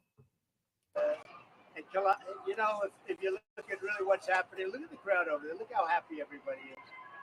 Donald Trump is now doing a fucking interview through the window, through the drive-through window of a fucking McDonald's, people. Can we just acknowledge what's going on here? Can we just please for a second acknowledge he's got an apron. He's wearing an apron. They're happy because they want hope. They need hope. They need hope, yet you stomp on Kamala Harris and her campaign promises, which promise to hope, joy, and all, you know, her little taglines. But now you're saying the same thing, seems like? What we're doing, that's what we're going to give much more than hope. We're going to take hope and make it fact. Mr. President. Yeah, good one. Really nailed that one, sir. Railed it. We're going to take hope and make it back. They want hope. They need hope. That's what we're doing. That's what we're going to give much more than hope. We're going to take hope and make it fact. We're going to take hope and make it fact? Literally doesn't make any sense. Mr. President, you actually have worked at McDonald's now versus... Now I have. Oh, yeah, now you have. You're fucking, honorary employee of the month because you've been there all of 13 and a half minutes.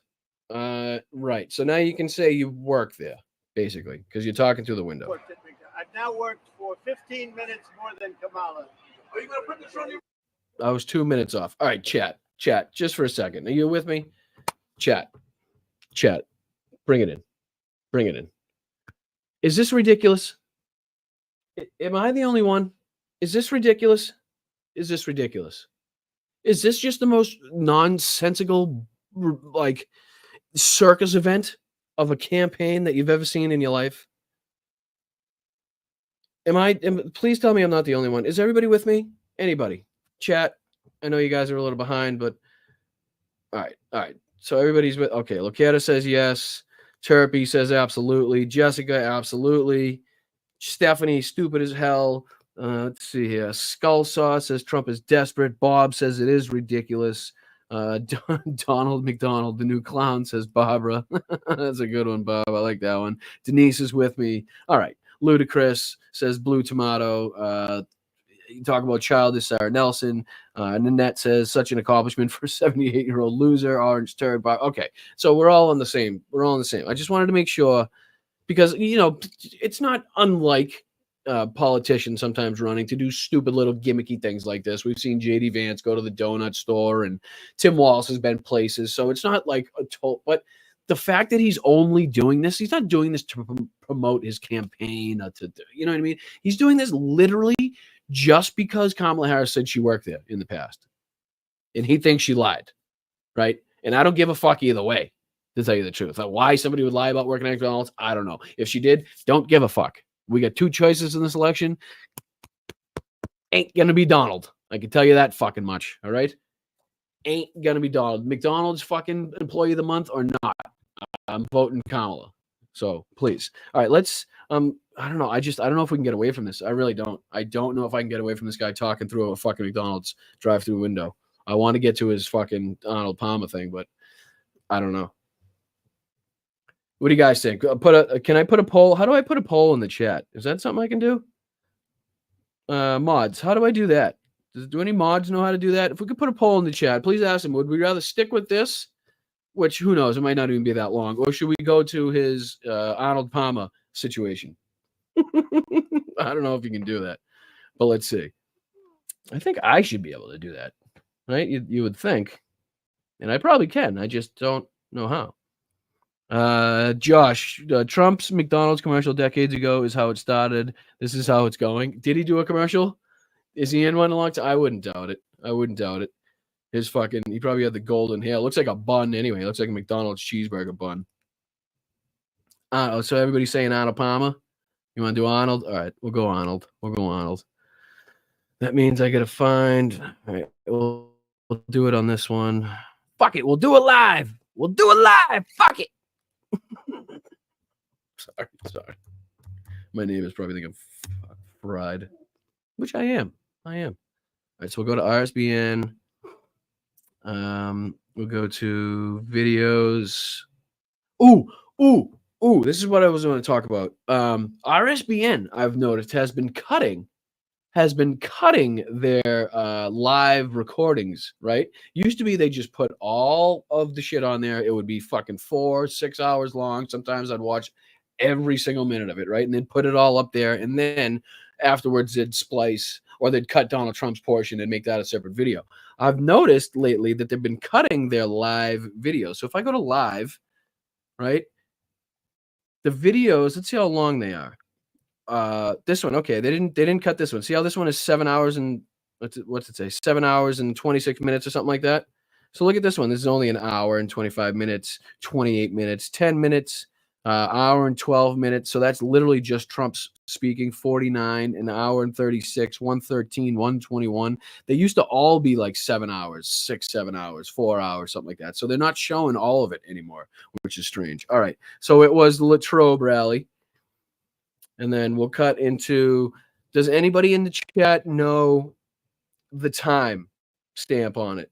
That way I can kind of, in case we don't get to the whole speech, I can catch that portion of it. Does anybody have the time stamp, please, for the Arnold Palmer? If you have it, I love you. Would very much appreciate it. But let me get into this otherwise. If I miss it while I'm doing this chat, because I can't see it right now, can the mods catch it in the chat? If somebody puts the timestamp on when he said it, or how far into the speech he did. Where the hell did he speak? Christ. All right, here he is. He's coming out, and we'll do it here. Different things. And I said to Arnold, just out of curiosity, you could live anywhere in the world. You could live on the Pacific Ocean. It is in the beginning, right? It's because he comes out, right, Julianne. Thank you, Julianne. Because he does like literally 12 or 13 straight minutes on Arnold Palmer in the beginning. So let me catch the very beginning of the speech. Thank you, Julianne. I appreciate it. Just reminded me. All right, so I don't want to hear his music. We'll do right here. Here we go. And if you're just watching, if you're just joining us, this is Blunt Politics. We're jumping right into Donald Trump's Latrobe, Pennsylvania rally. Right off the bat, it went off the rails.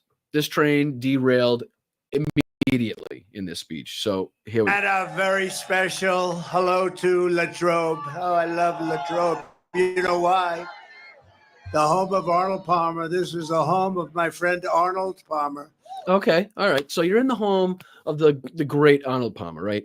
This is we're talking about the late great Arnold Palmer. You're in the place, his birthplace where he grew up, and you're going to show him some respect, right? Obviously, you would show the man some respect. One of the greatest, if not the greatest golfers that's ever walked on the face of the planet. Probably one of the more influential players in the game, over the course of its history. And you're probably going to be respectful, I would assume, correct? And he loved Latrobe. You know, he turned out to be one of the greatest golfers in the world. He started off very, very poor. He had no money, just had a lot of talent and a lot of muscle. He was a strong guy. And his father, Man, he seems to be really focusing on his physical critiques, right? His physical aspects. I wonder if that'll continue. I worked at Latrobe Golf Course, and he was a laborer there. They called him in those days sod carrier. He's a very strong man. He carried sod. They didn't have trucks that they trucked it. They had strong people carrying it. He was Yeah, it was before trucks. They didn't have trucks then. It was just mules and carts, basically. But they just threw it on the back of Arnold Palmer and let him fucking haul it back to wherever they needed it. Strongest of them all. And he had a son, but they had no money. Quick, I'm gonna really emphasize the point that he's fucking dirt poor at the beginning. I just want to really get that point across because I'm supposedly rich, but he was poor. That's the kind of the message I want to get across. And he worked at Latrobe. And they treated him good because he could do more work than anybody else. And his son started to grow up, and he realized his son... Because he could do more work than anybody else. This is Donald Trump's tribute. Just want to remind you. This is a tribute to Arnold Palmer. He could do more work than anybody else. Okay. He was very strong like him. Just strong like bull. Oh. But he never had a chance to play golf. He had no money at all. Third time, I'm going to emphasize that he had no money. And his son was named Arnold. And when Arnold was 4 and 5 years old, they had no money to buy a club. Fourth time, I'm going to mention that he had no money. He couldn't buy one club. 5 times, I'm going to mention that he didn't have enough money to buy a club. Not one. And they used to go to the back of this was all told to me by. But as you'll find out later in the story, he didn't need a club. He was walking around at all times with his own fucking pitching wedge, right? Doesn't need one. Didn't need to buy one. He's been hiding one in his Levi's for fucking the last 13 years. By Arnold's, I have it firsthand. They used to go to the bag room where the members were, and they took out members' clubs, and they'd use the members' club. Oh, great. So he's a thief. Okay, so this is a good tribute. This is really good. He was dirt poor. He was a thief, and they fucking worked him to death. All right, continue. There was 2 or 3 of them at night, late at night, and he hit balls with his son. And golf. He meant golf balls. Just want to clarify. He was hitting golf balls. Just so you don't get confused. I know. Why would you get confused? You'll see. He'd watch his son every move, and he getting creepy. He realized his son had great talent, and then his son got older and stronger, and then he got stronger and stronger, and his father started saying, "Wow, this is really crazy. What's going on with this kid?" Tell me you have absolutely no connection or idea what the fuck happened between these two without telling me that you have absolutely no connection or understanding what the fuck happened between these two. Unbelievable. And finally, he was able to save up enough money to get him some clubs, but they weren't strong enough. Arnold was breaking them. He'd swing a regular club and it'd break the hell out of it because what? You're so powerful. Ridiculous. Just nonsense. And they went back to the members' bags because they couldn't afford another set. So he stole more clubs. Okay, this is going well. This is going well so far, guys. So far, beautiful tribute. The words, just the passion that he's putting into this is really remarkable. It used very stiff shafted clubs. Very.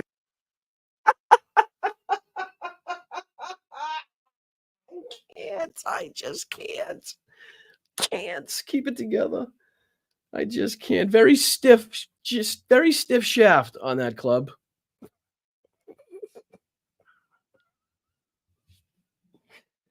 Very stiff shaft. The shaft of that club had to be so stiff because he was very powerful. What if a powerful young boy, that man, he was breaking. This is gonna get thrown off. Oh, fucking shit. Very strong for those of you that aren't golfers. That's for like good golfers with power. Very stiff. Hold.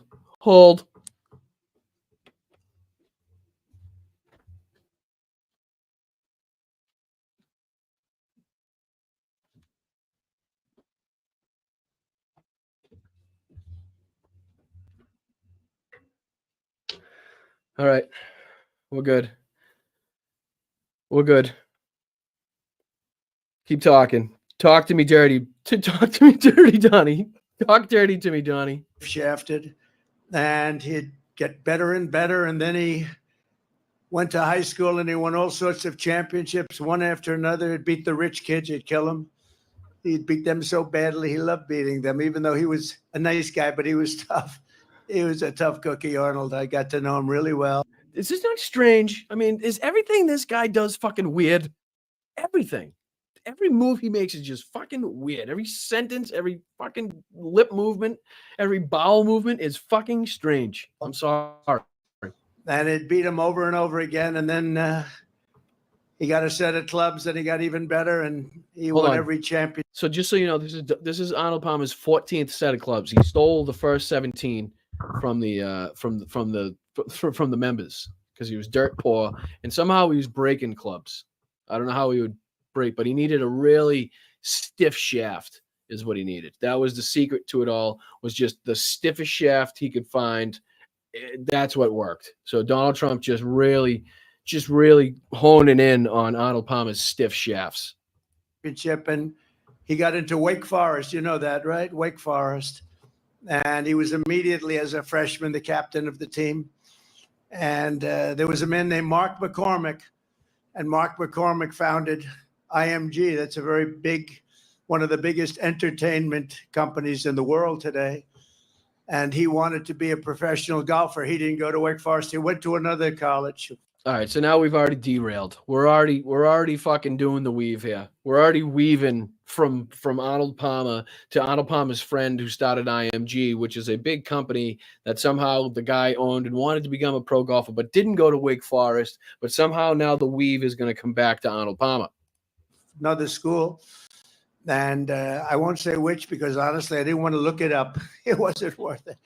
But a good golf college. And he wasn't worth it to the story. Wasn't worth it because I didn't give a shit anyway. You think I'm going to look up where this guy went to fucking school so I could complete the story so it could be a full... No, I don't give a shit. They wrote these words. I'm fucking saying them. It doesn't really matter anyway. I'm almost out of here. Where am I leaving? Get me the fuck out of here. He wanted to be a pro. He's a very good golfer. Very, very good. And he had the privilege of playing Arnold Palmer in a match between Wake Forest and his college. And the way he tells it, he was playing fantastically well. Mark McCormick, a very famous man, actually, founder of the biggest entertainment company. And he was playing very well, playing Arnold, and Arnold was just Arnold. He was just... Yeah, oh, perfect description. Really, again, nailed it. Just from the heart on that one. Arnold was just Arnold. Like, yeah, he's got the best words. But there's no better word than stupid. I know words. I have the best words. But there's no better word than stupid. It is a profound honor to be the beautiful new stadium, to be here with you. Oh my goodness gracious. Right? Thank God the lights weren't on. Thank God it's during the day and he didn't need any lights. Oh, right? Get those lights off! Off! Turn them off. They're too bright. Turn them off. Sorry. I'm sorry. Oh, it's so You'll good have a group sometimes. of Venezuelan killers, street gangs, occupying the town with MK-47s. I know. Oh, there's a fly. Oh, I wonder where the fly came from. All right. Back to the show. Just better than anybody else in college. And somebody shouted over to Mark McCormick, "How are you playing?" He said, "I'm playing great. Can't play better. How are you?" You can always play better. Again, not that I'm trying to nitpick the story. That probably never happened. I'm 6 down. 6 down? Was he playing match play? And he realized at the end of that match that he would never be a pro because he could never beat a guy like this. It wasn't close. What in the world are you talking about, dude? One round of golf will not tell you if you can or cannot be a pro golfer. If you're at that level, you can always have a bad round anyway. You tell me? I'm sorry. I know as a golfer myself, it's hard for me not to nitpick this bullshit. He said he was longer, straighter, chipped. Was he longer? How much longer? Like this much longer or like this much longer? Well, I guess we'll hear anyway. Better, putted better, and thought better. Other than that, they were very close. But he gave it up. He said, I'm not going to be a golfer. But he went to Arnold. He said, Arnold, and then he just did porn after that because he was, he couldn't get rid of the pitching wedge. What's he going to do? He had to keep it with him at all times. Might as well use it for something. So now he's doing porn on the side. You can catch him on Pornhub. You're going to be turning pro and you're going to make a lot of money. And my second choice was to start representing people that are talented. Again, this is supposed to be a tribute to Arnold Palmer. If we could just for a second, just take a breath and remember what this was supposed to be when it started, what this started off as. We've fucking knitted a sweater at this point. We've weaved so much, okay? We're just, at this point, we could fucking be weaving a quilt. We've weaved so much. So wait till this genius, this fucking rhetorical genius, brings it back and weaves his way back into Arnold Palmer's schlong. And I'd like you to be my first client. And they made a deal where Arnold owned a big piece of the company, and Arnold started winning. All right, we're back to Arnold. Anybody? Okay, just to make sure we're back to Arnold.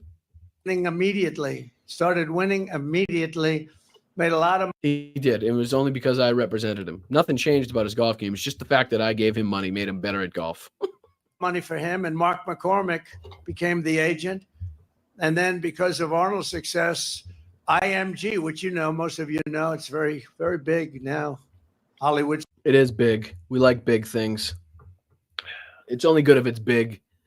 If it's like mushroomed size, nobody likes it. Nobody wants that. What we need is like a fucking eggplant, right? You want to be rocking a big, big, big stick when you play golf. I'm talking about golf, just in case. Get your mind out of the gutter. I'm talking about golf. Stars, everything. Like when you play with your really wrinkly old bag, it's like you got one of them old bags with the balls in it, right? And your huge club is right in the middle because you got to put your club next to the big bag. Maybe it's an old bag and it's just the pockets are saggy and the balls just really sit low in the bag, and then it's kind of tough to pull your club out sometimes. You ever get that if you play golf? I'm talking about golf, people. It's golf. God. IMG became well known, and he started signing a lot of other players and a lot of other people. And then he started with Hollywood, and they signed Hollywood stars, and it became the biggest of those companies like William Morris and all of them. And it was all because of Arnold. Arnold owned a big piece of it. Arnold was a very rich man. And I said to Arnold, I got to know him when he was 69 years old. 69, yep. Where? Woof. He just happened to be 69, which fits perfectly. Again, right into the story. Just really tying everything together now. 69 was Arnold's age, I believe. The 6 and the 9, they really fit together really, really well sometimes. But yeah, great age. 69 is good age. Good age. And I played pretty much with him, a lot of them. He did play with them. He did. He played with a lot of them, actually. He played.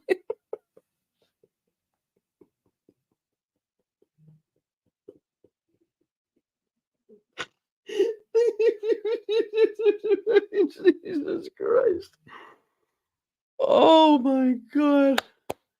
It's too good. It's too good. This better pop. This video better do well. I hope a lot of people see this because this shit is fucking hilarious. And as he got older, when you get older, you start to lose a thing called distance. Yeah, it shrinks a little bit.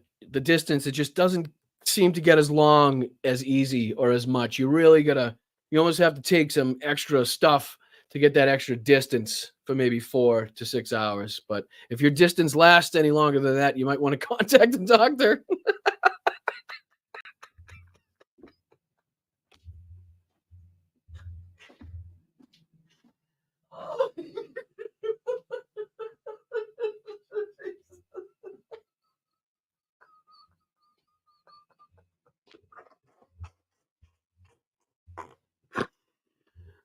Oh,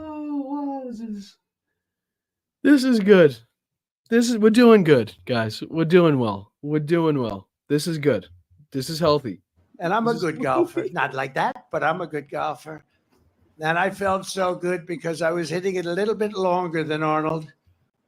But he was by this time about 75, 76. So he somehow aged 6 years in this one round. Wasn't he 69 when we started this? What the fuck happened? Wasn't he 69 years old? And I'd hit it 4 or 5 yards past him. I said, Arnold, let me ask you, 30 years ago, 40 years ago, was I longer than you?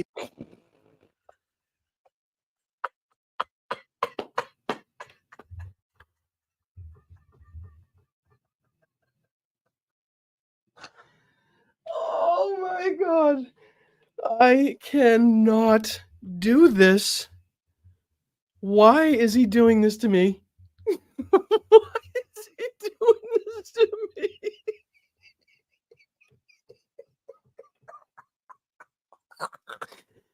Oh, okay. He said, Donald wasn't president or close at that time. That was long before.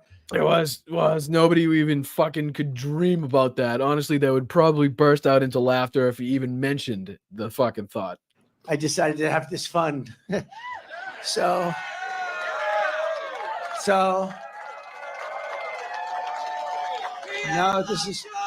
you're talking about a great man. I said, Arnold, and he was still plenty long, but I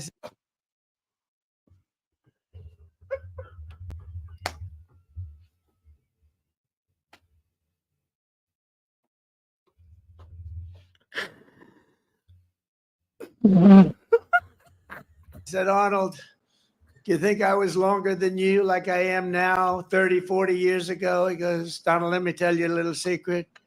You weren't even close. He said, you see that tree out there? He pointed to a tree that's about 70 yards in front of us. He said, that's where I would drive it. And you're about 70 yards short of that tree, and you would have been even worse than you were. And it's true, he won, I think it was Pine Valley, one of the great courses. He won the U.S. Open. He drove a par 4. Only person ever to drive that hole until that time. Doubt it. He drove it in a playoff to win the playoff. He went over the trees, very risky shot. He ended up driving the green, and he won with a birdie on the hole. And nobody till that point had done anything like it. But I said to Arnold, he became very rich because of the investments and the IMG and all of the different things. And I said to Arnold, just out of curiosity, you could live anywhere in the world. You could live on the Pacific Ocean. You could live on the Atlantic Ocean. You could live anywhere in the world.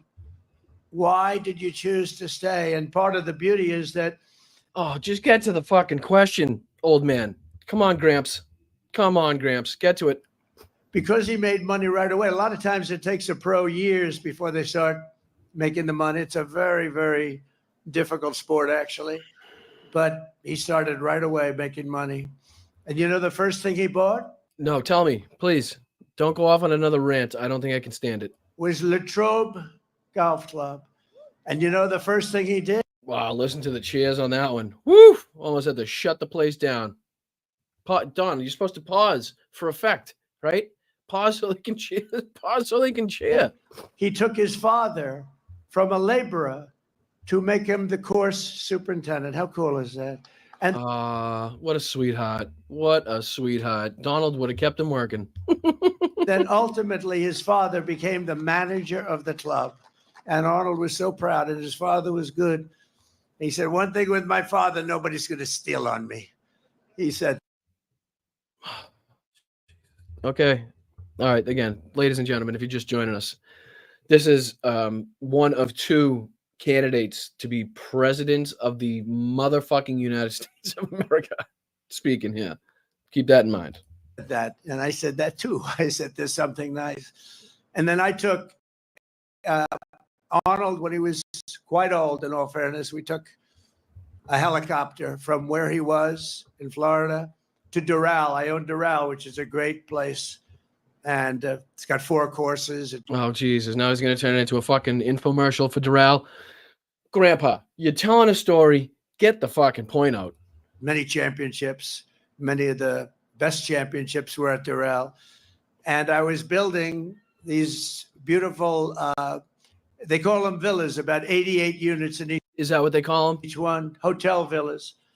And I named them after the 10 greatest golfers, including like Jack Nicklaus, Tiger Woods, Ben Hogan, Gary Player, Slammin', Sammy Snead, all great players. And I said, Arnold, I really want to name one after you. This is all right. Again, I understand he's in the hometown of Arnold Palmer. This is a presidential campaign speech 15 days before an election that could put this fucking guy in prison.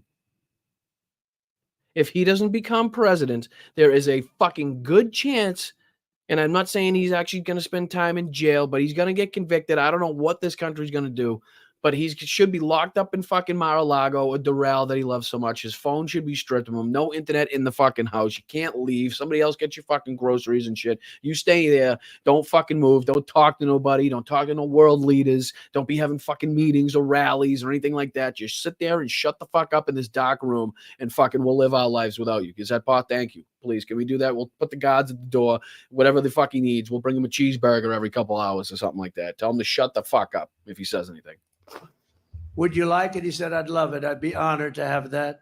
And we flew down for the opening ceremony to cut a ribbon for the Arnold Palmer Villa. And it's to this day, people just love it. And I'll never forget the day. He was having a little hard time. Let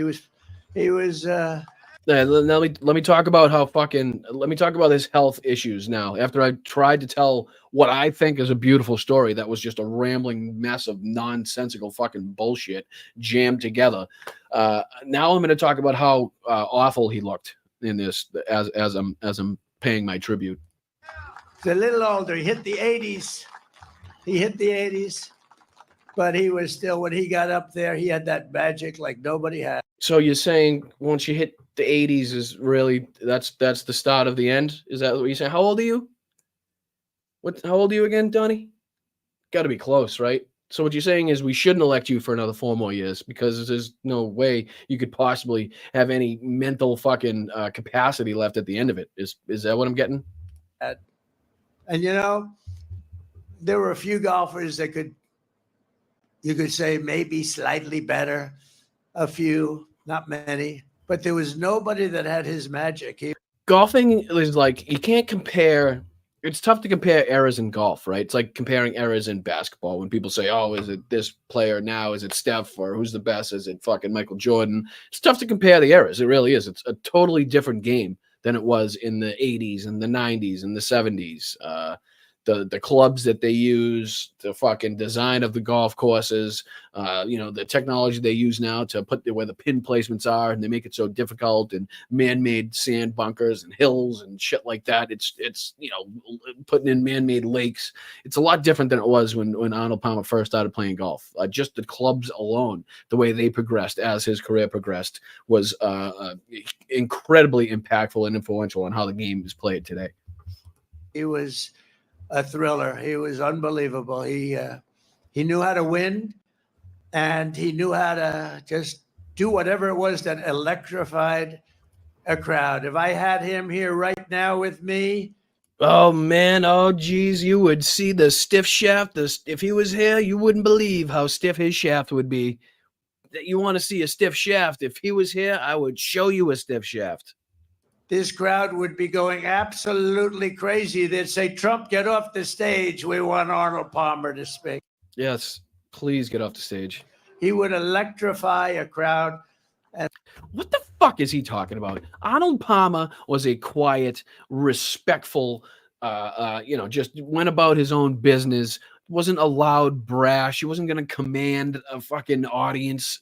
He was just a normal guy that was unbelievable at golf. I mean, if you go back and watch any interview with Arnold Palmer, any tournament that he played in, whatever the fuck it may be, he's not going to sit there and he's not like Donald Trump, put it that way. And just to prove it, as we're playing, I'll play this and then we'll go back to that for a couple minutes. But I just want to show you this, right? So this is an article from the 20th. So today in the Daily Beast, Arnold Palmer was appalled by crude Trump, who praised late golfers' genitals. So we haven't gotten to that point yet. But just so you know, the The late, great golf icon Arnold Palmer was appalled by former President Donald Trump, who weirdly started boasting about Palmer's genitals at a campaign rally on Saturday and couldn't believe the crudeness of Republican nominee for president, according to his family.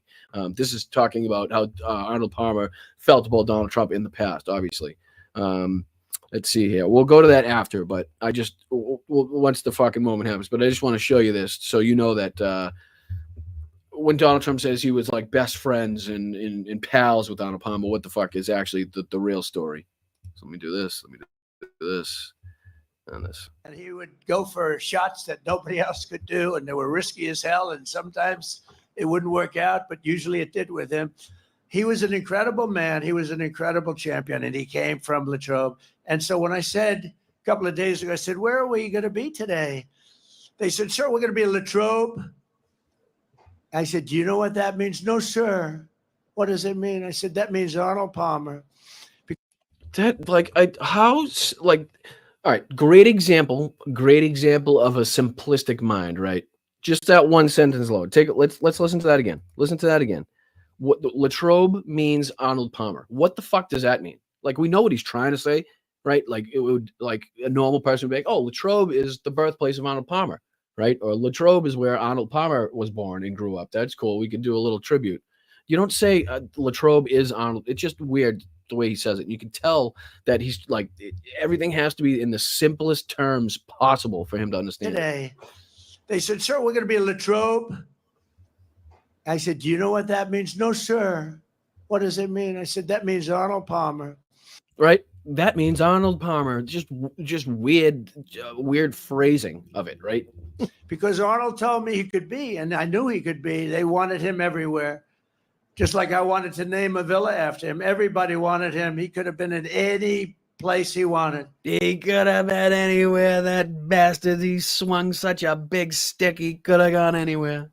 He said, no, this is where I want to be. This is the place I love. I mean, how good is it? I've been living in this town way too schlong to move now, Donald.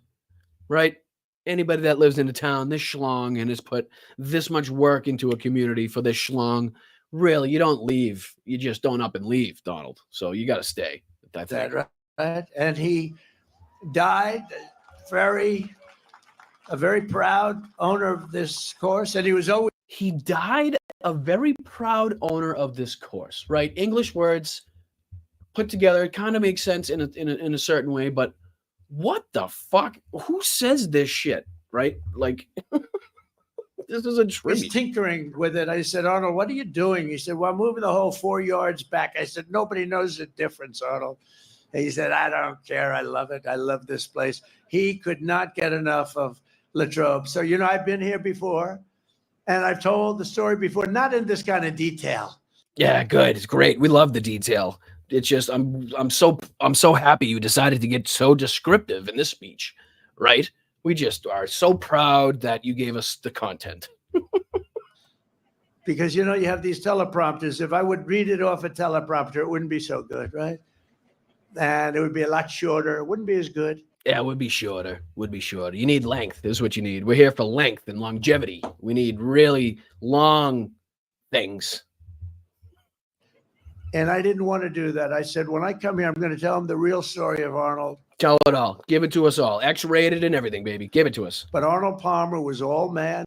And I woo, baby, was he all man. And goddamn, anybody in the shower can tell you that. Say that in all due respect to women, and I love women. Oh, yeah, love them. I fucking love them. The best is the ones around Jeffrey Epstein who liked them young. And I said that. I told you he liked them young, but I didn't care. Remember when I wished Ghislaine Maxwell well? Actually, I think I have that. Remember Ghislaine Maxwell, we know Ghislaine Maxwell, the madame of Jeffrey Epstein, the one who rounded up and, you know, secured all these underage women for Jeffrey. That's who Donald Trump decided to wish well. And if you don't think he did, that's why I have the soundbite. You criticized Bill Clinton's behavior. I'm wondering, do you feel that she's going to turn in powerful men? How do you see that working out? I don't know. I haven't really been following it too much. I just wish her well, frankly. I've met her numerous times over the years, especially since I lived in Palm Beach, and I guess they lived in Palm Beach. Is in prison, and a lot of people want to know if she's going to turn in powerful people. And I know you've talked in the past about Prince Andrew, and you criticized Bill Clinton's behavior. I'm wondering, do you feel that she's going to turn in powerful men? How do you see that working out? I don't know. I haven't really been following it too much. I just wish her well, frankly. I've met her numerous times over the years, especially since I lived in Palm Beach, and I guess they lived in Palm Beach. But I wish her well, whatever it is. All right, just wanted to make sure you heard the whole thing. So that's Donald Trump in an interview, wishing Ghislaine Maxwell well after saying he met her several times because they both lived in Palm Beach. Of course, they both lived in Palm Beach. Donald Trump never lived more than fucking 10 minutes from Jeffrey Epstein, right? I think Hal did all the fucking geolocating on that one, which is funny to look at. I don't know. It's just weird that they were inseparable. And now Donald Trump still owns the Lolita Express, right? The man that was on the flight log 7 times, the man that's in more fucking pictures and videos with that Jeffrey Epstein than fucking celebrities with P. Diddy, right? That motherfucker. Okay. All right. Okay. All right. But this guy, this is a guy that was all man. This man was strong and tough. And I refuse to say it, but when he took showers with the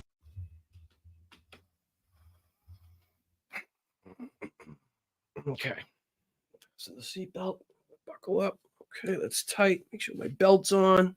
All right, nice seat. Hold on. All right, one sec, guys. I think this is necessary. One sec.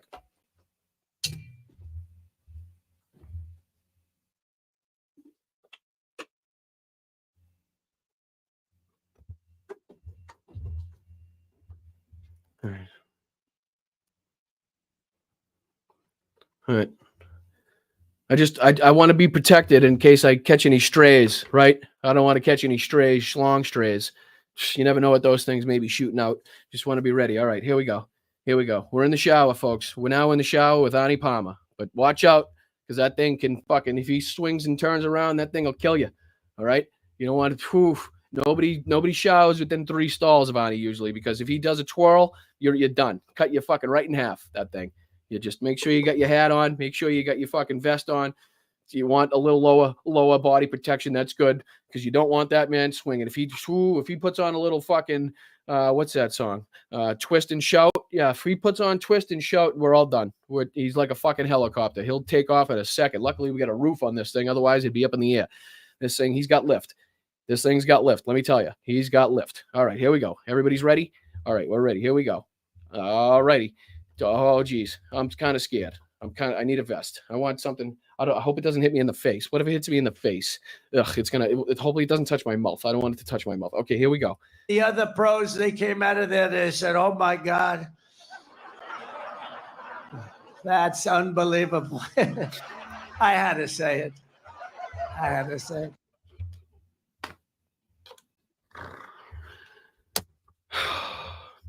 We have women that are highly sophisticated here, but they used to look at Arnold as a bed, but he was really something special. Arnold was something special. So I just want to tell you, you're very. All right. Did we catch that? All right. So that was the whole story during the presidential campaign speech about Arnold Palmer's dick, in case you missed it.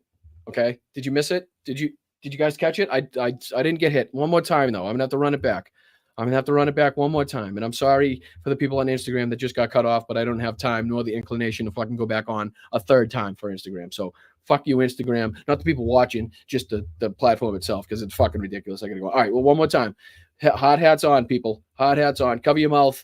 Make sure you don't get anything in your eyes. Highly sophisticated here, but they used to look at Arnold as a bed, but he was really something special. Arnold was something special. So I just want to tell you, you're very lucky, the people that live in Detroit, and it's an honor for me to be here. I didn't go back enough. Hold on. I didn't go back enough. Really, I had to say, here we showers go. Here with we the go. eye, that was all man. And this man was strong and tough.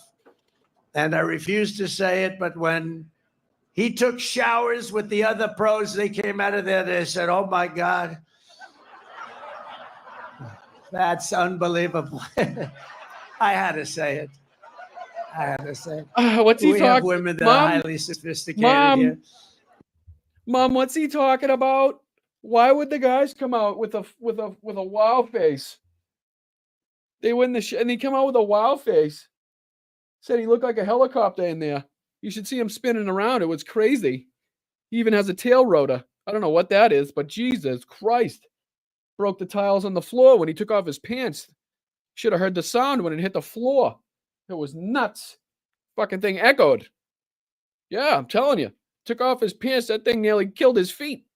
He's got a bruise on his big toe now. I'm telling you. I'm telling you. All right. All righty. Here we go. All righty. Okay. What in the motherfucking hell was that all about? Right? Like I said in the video, in the words of the late great Chris Farley, what in the hell was that all about? Chat, are you with me? Hold on. What do we got here? I'm just gonna prepare to duck for cover. No, it's like a jump rope, right? It's like a jump rope. If he would have, it's like that thing on, like, you ever see it at like the kids' playground where like it's just like a soft pad that keeps spinning and you got to like jump over it when it comes to your spot. I think it's more like that, right? So if Arnold Palmer was just spinning around kind of fast, you would just kind of jump. You just, you do the like a jump rope when it got to you, right? And it just goes around. Everybody jumps around in the circle. I think that's kind of the situation he's explaining. Might be something like that. I'm thinking that's what I'm picturing, at least. That's what I'm picturing. I mean, I don't know if they've ever tried to play shower softball. Maybe he was doing that. Bar of soap, right? You don't even need a bat, really. Just thinking. I'm just thinking. All right. What was that, guys? Literally, what was that? I'm hoping a lot of people see this. I really am. I would be very appreciative if you guys could send this out to everybody, whoever you think may not be watching, or anybody that's involved in these platforms. Like I said, Facebook, we're live now. First time on Facebook today. So if you're on Facebook, please find us there. Hit the like button. Hit the dislike button if you hate me. Leave a comment, please. That helps. That shows the old algorithm that you're involved and it's engaging. I don't care what you say to me. Just make sure it's respectful. If you want to come at me for a policy, that's perfectly fine, and we can have a discussion. If you've been watching for a long time, thank you guys so much. I really do appreciate it. You guys really are the backbone of this show and are the reason it keeps going. The only other reason more special than you guys to why this keeps going is Mel. So thank you to Mel as well. Love you. You're just a fantastic person. Hope you're having a wonderful day. And thank you for all the contributions you make to the show. It's unbelievable. The level at which I would not be doing this show if I didn't have the most fantastic partner. All right. So, look at this. Pooh Picker-Upper. To pay for the additional protection, right? I'll use that 20 and see if I can get like a bulletproof vest on Temu. That way, if I'm ever made, does Arnold have a son? Because sometimes that shit gets passed down generation to generation, right? So if Arnie's got a son, I mean, we got a spinning helicopter just out there in the open. Just people are in danger, right? Oh man, I don't know. I'm in danger. What's he talk about next, though? I'm wondering. What's he talk about next? How does he follow up Arnold Palmer's junk? But they used to look at Arnold as a bad, but he was really something special. Arnold was something special. I just want to tell you, you're very lucky. Oh my God. Fucking, who said that? Otis George? Thank you so much. I never see the shit on the right. Like, I've watched so much of RSBN and whatever, all these other platforms. I don't even really notice the shit, like the ticker on the bottom and the shit on the right anymore. But check this out. It's the Never Surrender Collector's Edition 2,000 bottles 2014 vintage Pinot Noir exclusively at Republican Red. Now, let me ask you a question. Donald Trump was elected in 2016. How the fuck did how did they have a Never Surrender wine in 2014? Or more likely, do they just have some shitty bottles lying around that they slapped a sticker on right now and they're trying to get rid of because they've been sitting around for so fucking long, right? Collector's Edition. I got to take myself away for a sec. Never Surrender Collector's Edition. Order at Republican Red. Discount RSBN. What's the bottom line say? Something about the assassination attempt suspect. I mean, they're just nuts. Everything on this fucking station is nuts. Everything they're trying to sell. I guess the watches were made in some shitty strip mall. Did you see that thing now? These Swiss-made $100,000 watches that are supposed to be fucking, automated, like fucking just the most expensive watches out there. It's fucking ridiculous. They're like the cheapest pieces of shit you could possibly imagine. I saw somebody like die. You know, they took it all apart and looked at it's fucking like $200 worth of shit that you're paying $100,000 for. It's unbelievable, the grift. Unbelievable. Turpy says pieces of shit. I like that. I like that one, Turpy. I like that one. I hope you're well, brother. I hope you're well. What do you got? Tanya is thanking everybody. Tanya, you're so nice. Everybody that like contributes or anybody that says anything nice, Tanya's right there to thank them and to make sure that they feel accepted. Tanya's just such a huge part of this show. I love it. Thank you so much, Tanya, making everybody feel warm and welcome into this community. I don't know. It's 3:10. I'm a little over. I think I'll end it on the dick note. I mean the schlong note. I mean well, you're now in the Pen 15 club, everybody. Just so I don't want to make this show too long and hard. It's been a stiff one so far. So what I'll do is I'll try to make it a little more flaccid on the way out, and we'll shoot our load for the rest of the day and get our stuff done. If that's okay with everybody else, I'm sure you guys have places to be, people to thank, places to people to meet, places to be, that sort of thing. So I love you guys. Let me just make sure that look at all 33 people contributed today. Right? 33 people either gave a membership, a super chat, a super sticker, or had some sort of milestone in their membership, which is awesome. YouTube recognizes you when you've been a member for so long. You can get a free super chat in there that everybody sees and can comment on and like. I'm not sure what you do on Facebook. I'm sure it's a like. I haven't been on Facebook in a long time, like I said. Instagram, you can like. If you're watching on Twitter, make sure you share it out. That would be fantastic. I know it's tough to get left-wing stuff out in the Twitterverse now, but do your best. And on Twitch, you can subscribe to the channel, I believe. I think it costs a couple bucks, but if you have Amazon Prime, it won't cost you anything. I know everybody says it won't cost you a dime. I feel weird saying that since everybody else says it, but it's free if you have an Amazon Prime account. You can use that to subscribe to the channel. You can watch live. I believe it's Boston Brian Live on Twitch. I think it's got some underscores in there. I might have to see if I can change that. It's a little difficult, but I think it's Boston_Brian_live, if I'm not mistaken. But you'll find me. Tap in Boston Brian. There can't be too many fucking people like me. And on Facebook, make sure you see the picture of me. I think there's another Blunt Politics out there I might have made like just messing around, but it actually went out there. So make sure you're on the right one. It has my face on it. So just make sure you're doing the right one. So let me thank everybody that contributed. Now 34. Somebody else put in. Appreciate you guys. All right, let me get rid of this asshole. How do I do it? There we go. Hi, guys. How's everybody doing? Appreciate you. What a ride that was. What a fucking ride.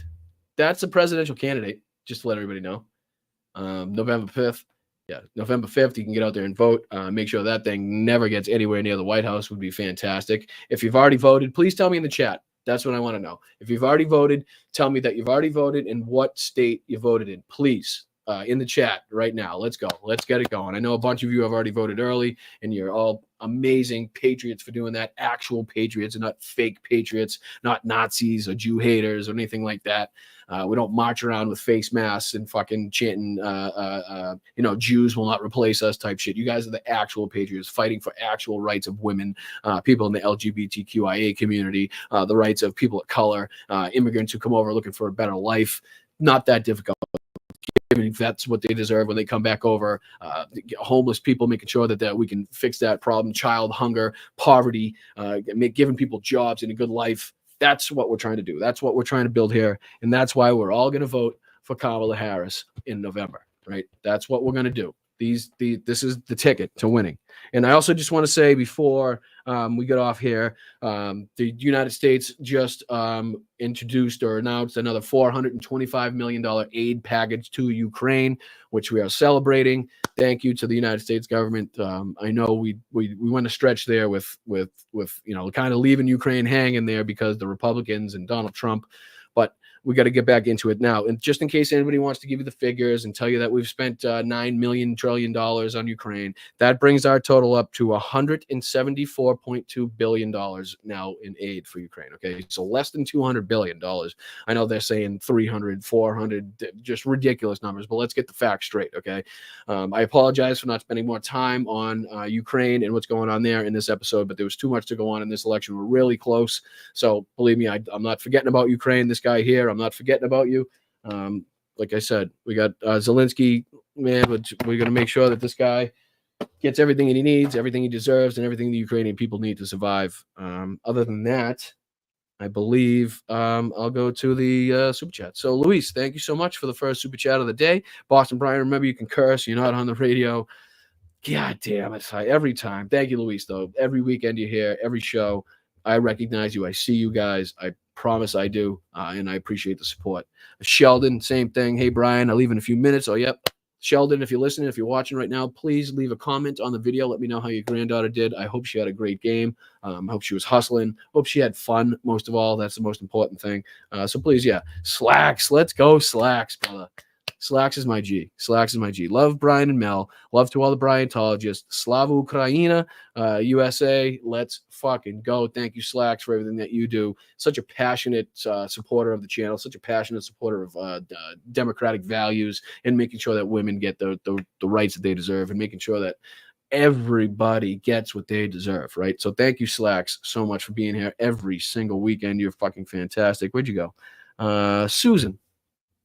Let's go, Susan. Great to be with Boston Brian on a Sunday afternoon. Susan, I appreciate you joining me. I really do. I know the time is a little strange for some people on a Sunday, especially while football is going on. But like I said, we're living in a day where everybody has 19 friggin' screens anyway, so it shouldn't be a problem for you to pop me on the phone while the football is on the big screen, or vice versa. I look better on a big screen. Like I said, I got a face for radio, but I think if you put me in 4K, it helps a little bit. Just a little bit. I'm just a little bit easier to look at in 4K.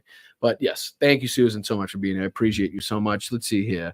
Charcoal Blank gave a $3.99 super sticker. Thank you so much, Charcoal.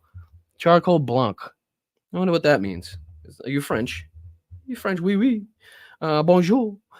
Jenny Faye, thank you so much. Big contributions today. Appreciate you so much. Hi from Indiana. I don't have a join button on my screen, or I'd be a member in an instant. Love your show. Here's some money for the swear jar. That swear jar is going to need to be a big one. Might be like that Poland Springs, like when the Poland Springs for the for the dispenser is empty. Might have to just start filling one of those things because it's going to be a big one, right? And then we got Go at the Flow Farm. Thank you so much for the 5 gifted memberships. Like I said, we get memberships gifted to you. Please make sure you thank the person in the chat because that's money out of their pocket. They're contributing to the show to make sure that you can stick around for another month at least. And also, if you are a member and have been gifted a membership, make sure at the end of the month, if you're still watching and you still enjoy the show, make sure you try to re-up on that membership because a lot of people, when you gift memberships, it expires, you forget about it, and then it affects the numbers of the show dramatically. So right now is probably the most important time where I need the help and contributions to the channel, and I'm kind of embarrassed to say so, and it sucks to have to say it, but it's just the way that it is. You know, I know everybody thinks that people on YouTube live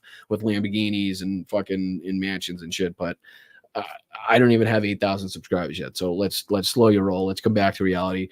I need the help. I do. A lot of these channels have a lot of people contributing to them. They have a lot of people watching, and that's great. They've done the work to get there, but I'd like to be there someday, and it's only going to be because of you that I can do that. So I appreciate you. Go with the Flow Farm again with a $5 contributions. Brian, I changed my name. I know. Believe me. I sniffed that one out. I sniffed that one out to begin with. Jenny Faye's back again as a 49-year-old Italian girl swearing is breathing. You guys have better self-control than I do. That would be a funny dinner. I bet you and your family, like mine, I guarantee it would be a funny. Some families just have that. You know, every time you sit down together, you know you're going to get a good belly laugh from somebody. Those are the situations that I love. Deborah Walton with the $10 super sticker. Thank you so much, Deborah. Appreciate you. Thank you for being here. Neil Cook. Gifting 5 memberships. Thank you, Neil. Appreciate you again. Thank Neil if you're one of the people that was gifted the membership. That's very nice of Neil, coming out of pocket financially to help the show. Neil, we appreciate your support so much. Thank you for joining us. I hope everybody had fun today. I mean, it doesn't get any crazier, right? It just does not get any crazier than this, and it's only going to get worse. We got 15 days to show how much we care about this country. All right, Neil, Sama, thank you so much. So proud of you all. Same. Really am so proud of you guys. Fortunately, I can't see the chat at the moment because I'm doing the stars. You guys are on the other side, but I can tell you right now there's a lot of people in the chat saying that they voted, what state they voted in, and that is a huge contribution to this situation. So that's what we need, to people to get off their ass, like Donald Trump says, get up, you fat ass, Mary. Mary, get your fat, lazy fucking husband off his ass and get the macaroni and cheese out of his hands. Tell him to get his fat fucking ass down to the polls. Vote for me, that fat bastard, Mary. Also, one of Donald Trump's fucking speeches. That's probably word for word. Literally. All right, David, thank you so much. Happy Sunday to all. Happy Sunday to you guys. I appreciate it. It's beautiful outside. I hope you guys enjoy the rest of the day. If you haven't already, thank you, Sally. Thank you, Deborah. Again, guess we know the title of this show is. Yeah. Oh, I might have to change the title. It's going to have to be something with like a hammer or a stick or something like that. This was just too good, this one. It was too good. All right, who else we got? We got Jerry. What's up, Jerry? How are you? Brian, hey, vote blue. Absolutely. That's why, like I said, walk around with this shirt and people will absolutely know what side of the aisle that you stand on. There's no, like I said, we got merch for people that want to be loud and proud, and there's also merch that for people that want to, show their support for either people with mental health or single parents, single moms, right? Single mom gear. Who has single mom gear on the internet? I don't know of any. I don't. But Mel designed some fantastic stuff where you as a single mom can represent yourself and show everybody how strong you need to be a single parent and what it takes and the struggles you go through and the sacrifices and the things in your life that you have to give up almost totally to help your child and to give your child the best life. So believe me, I couldn't have more respect for women that are in that role and that take it head on and that succeed in that role.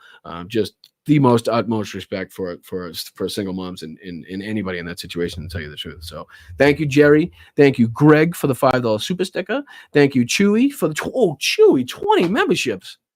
Good Lord, that's a lot of memberships. Hold on. I got something for you, Chewy. I got something for you. Let's see here. Chewy gets a... It feels so lovely to be here tonight. What a beautiful... Give yourselves a round of applause. You're so lovely. Everyone's so lovely. You're so lovely, Chewy.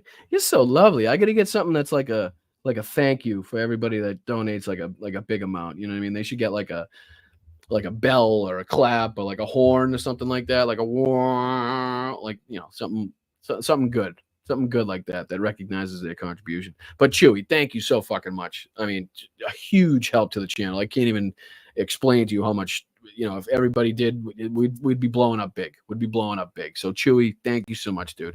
Cat Cookie. Oh, became a new member. Thank you, Cat Cookie. Appreciate you. Let's go. Thank you for being here. What a fucking nice contribution. I appreciate that. When people become members, it's really fulfilling for me because that means you're going the extra step. You're not just watching because it's on there. You're like, okay, I like this, right? I want to be a part of what's going on here. I want to contribute to this asshole, to this lunatic, right? Which is me at this point. I know I'm crazy. That's what it is. But that's what you come here for, right? We laugh. We stay informed. We learn together. That's the whole point. I'm not saying I'm an expert on politics. I don't know the ins and outs of, how the economy. I mean, we're learning together. That's the whole point. So we get to grow together. That's why I think this show is a little bit different than all the other shows. Like a lot of these other shows, you came in when they were big. Right, they were already big, but if you get to watch them grow and be a part of it since they were little, under 10,000 subscribers, right, that's when you really get to the connection to the channel. So I can't wait till we're at 100,000 and you guys are still around and we're celebrating. It's going to be fucking great. It really is going to be great. So thank you, Greg. Thank you. Wait a minute, Chewy, is this another one? Stop it. Or is that the same one? I think it's all right. I think it's the same one. All right. Thank you. I was going to say, JD, what's up, JD? Appreciate you, brother. Appreciate you. Slacks is back again. The history of the use of the term fake news dates back hundreds of years. See, our chat is informed. That's why I love you guys. If I don't know something, the people in the chat will. If I get something wrong, the people in the chat will correct me. The Bryantologist. That's why we're a community. That's why we love each other. That's why we help each other. But still, that doesn't mean we can't have our disagreements. We're not a cult. This is just a group of people that come to meet in a place to get informed, to laugh, and to learn about what the fuck's going on in politics, right? So thank you, JD, even contributing. Keep the Boston Brian handle pretentious or not, and it's not. It's a brand. No, all right. I wouldn't change it on like the titles and stuff like that, but like as far as like calling myself, you know what I mean? Like how I introduce, like, hey, welcome to Blunt Politics. I'm Boston Brian. Like, I never liked that ever. Never once did I like calling myself, or even people calling me Boston Brian. Like when I'm on Hal's show, I would love for him to just call me Brian. I really would. But I understand the Boston. I understand what you're saying, JD. You're 1,000% correct. You really are. But it's just not me. You know what I mean? I don't know. I'm just not the whole, like I said, even telling you guys to like and share and subscribe. I feel like I just feel like a mess doing it. I feel like I'm, I don't like it. I don't like it. It doesn't feel right to me. Doesn't feel right to me. But that's how these channels grow. That's it. That's how it is. If I don't get contributions from you guys, I don't do this. So now I understand why people in my position have to ask you to like and remind you guys to subscribe when you watch and share it out. That's why, because if I don't, then the channel, sometimes we don't get a ton of viewers. I'm not going to lie. I mean, this isn't the biggest podcast in the world. We're not breaking any fucking records here, right? So, and like the viewership changes from week to week, a lot, sometimes thousands of views. So I'd like to become more steady, a little bit more, have the same amount of viewers, if not continuing to grow every week would be fantastic. So we're still trying to get there. We're learning, we're figuring it out. It hasn't been that long. So it's only been 30 something episodes, I think. So we'll get there. Some of these people have been doing thousands of episodes. All right. JD, Slacks is back. JD's back again. Angela, his internet polling must be trashed if he's there. Right. Thank you for becoming a member for 3 months, by the way. Appreciate you, Angela. Josh is back. Trump's McDonald's commercial decades ago is how it started. This is how it's going, right? That's ridiculous. I almost forgot about that already, right? So much craziness talking about Arnold Palmer's junk. I almost forgot that we just watched a presidential candidate, a nominee, the Republican nominee, serving cheeseburgers to sycophants at a McDonald's. Right? Unreal. Just unreal. Because he thinks Kamala Harris lied about working there when she was young. That's just where we're going with this. Okay, just so everybody's clear. Colleen, over the Trump MAGA, quote, alternative reality, end quote, vote blue. See you after the election. Let's go. Let's go, Colleen. Appreciate you being here. You're always contributing too. Another contribution. Wow, if only he talked about America so lovingly, longing, and emotionally. You're right. I mean, all you got to do is look at how he talks about Kim Jong-un, right? Vladimir Putin, Viktor Orban, Bibi Netanyahu. He doesn't speak like that about any of our allies. He doesn't speak like that about our country. Our country is a shithole to him, right? We're just a bunch of fucking idiots living in a dangerous society where people get robbed and stabbed and killed every day. You can't go out of your house. There's immigrants taking over fucking towns and cities all over the place, right? These are the things he says about our country. But Xi Jinping is the smartest man that ever lived because he controls 1.4 billion people, which he doesn't. Viktor Orban is the smartest man in the world because he said Donald Trump is the only man that can stop what's going on in the world. Kim Jong-un is a smart man, and he wrote love letters to him and had that meeting with him at the TMZ, which did absolutely nothing for the United States but gave credibility to Kim Jong-un in North Korea. I mean, these are the things you got to look at. So great point, Colleen. Absolutely great point. Tobias, 7 months. Let's fucking go, Tobias. Appreciate you, brother. Hope you're having a great Sunday. Hope everybody is well in your family, and I hope you had fun today. Hope you enjoy the show. Thank you. Appreciate it. Another one?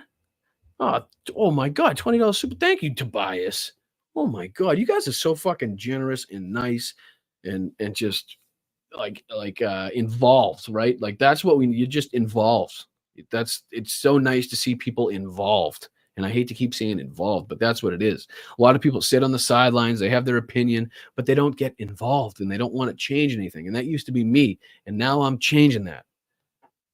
So thank you, Tobias. I appreciate you, dude. Pooh Picker Upper becomes a new member. That's just a great name. I'm sorry. That is just a great fucking name. And right off the bat with a $20 contribution to the channel, just become a member, already computing $20. Unbelievable. Let's see. To pay for additional protection. Oh, man, I'm going to have fun playing this one back, right? This one's going to be fun to play back. This one might make a splash somewhere. I don't know. We might have to do some clipping. I don't know if there's any like, what do you call them? I don't even know what you call them. If there's any techs out there, like fucking that are able to cut up shit, editors that has a little free time, send me a clip or something of any part of today's show, and I'll put it on Twitter. I'll give you credit for it. Please, somebody, just because I'm not very good at it, nor can I sit there and watch myself back. That's something I can't do. That goes to the pretentious part there. Let's go. Michael, thank you. Great show. I feel like I did 100 sit-ups. Right, my abs. I was just thinking that, Michael. That's so fucking funny that you just said that. I was just thinking that. My stomach is like sore from laughing. I get the ab soreness. I got the ab soreness. That is hilarious. Same time I was thinking about it. MK, thank you so much for the $20, dude. Thank you so much. If I rip these fucking headphones out of my ear one more time, I'm gonna snap. I gotta do cordless from now on. Cordless scares me because they keep connecting to everything else, though. Michael became a new member. Thank you, Michael C. Appreciate you, dude. Hoping you're having a great week. Wes, there he is. There it is. I was almost going to get sad there. I didn't think I was going to get Wes's 777. You know, good job as usual. Keep it up, Wes. Thank you, brother. Appreciate you. Really, though. I really do. He's a big contribution to the chats in a lot of places, right? Like, he's everywhere. Wes is everywhere. Sometimes he's silent and creeping. Other times he's not silent at all. But he's a huge contribution to so many of these channels. And I thank you very much for taking the time out of your day, taking the energy and, like I said, the resources out of your pocket to contribute to a channel like mine is very cool. So thank you, Wes. Appreciate you, dude. Big dog, let's go. Brian, great show today. Thanks for the laughs. You are very welcome. Very welcome. Like I said, anytime we can turn this ridiculous situation that brings up a lot of anxiety, right? A lot of stress, a lot of pressure. It's good to get a laugh in. It really is. It's good to get a laugh in. It's sad that we have to be laughing at what we're laughing at. Really, it truly is. I don't want to be having to laugh at a presidential candidate that's serving cheeseburgers at a window or talking about a deceased person's junk in the shower, right? But that's just the fucking plate of food I was delivered. So I'm going to eat it because I'm hungry. Jess is here. Let's go. How's Danny? Love you and Mel. Keep up the amazing work. We stand behind you 100%. Thank you, Jess. Appreciate you so much. And again, tell Danny I said hi. Tell Tegan I said hi. Tell your ferocious lions and tigers you call cats I said hi.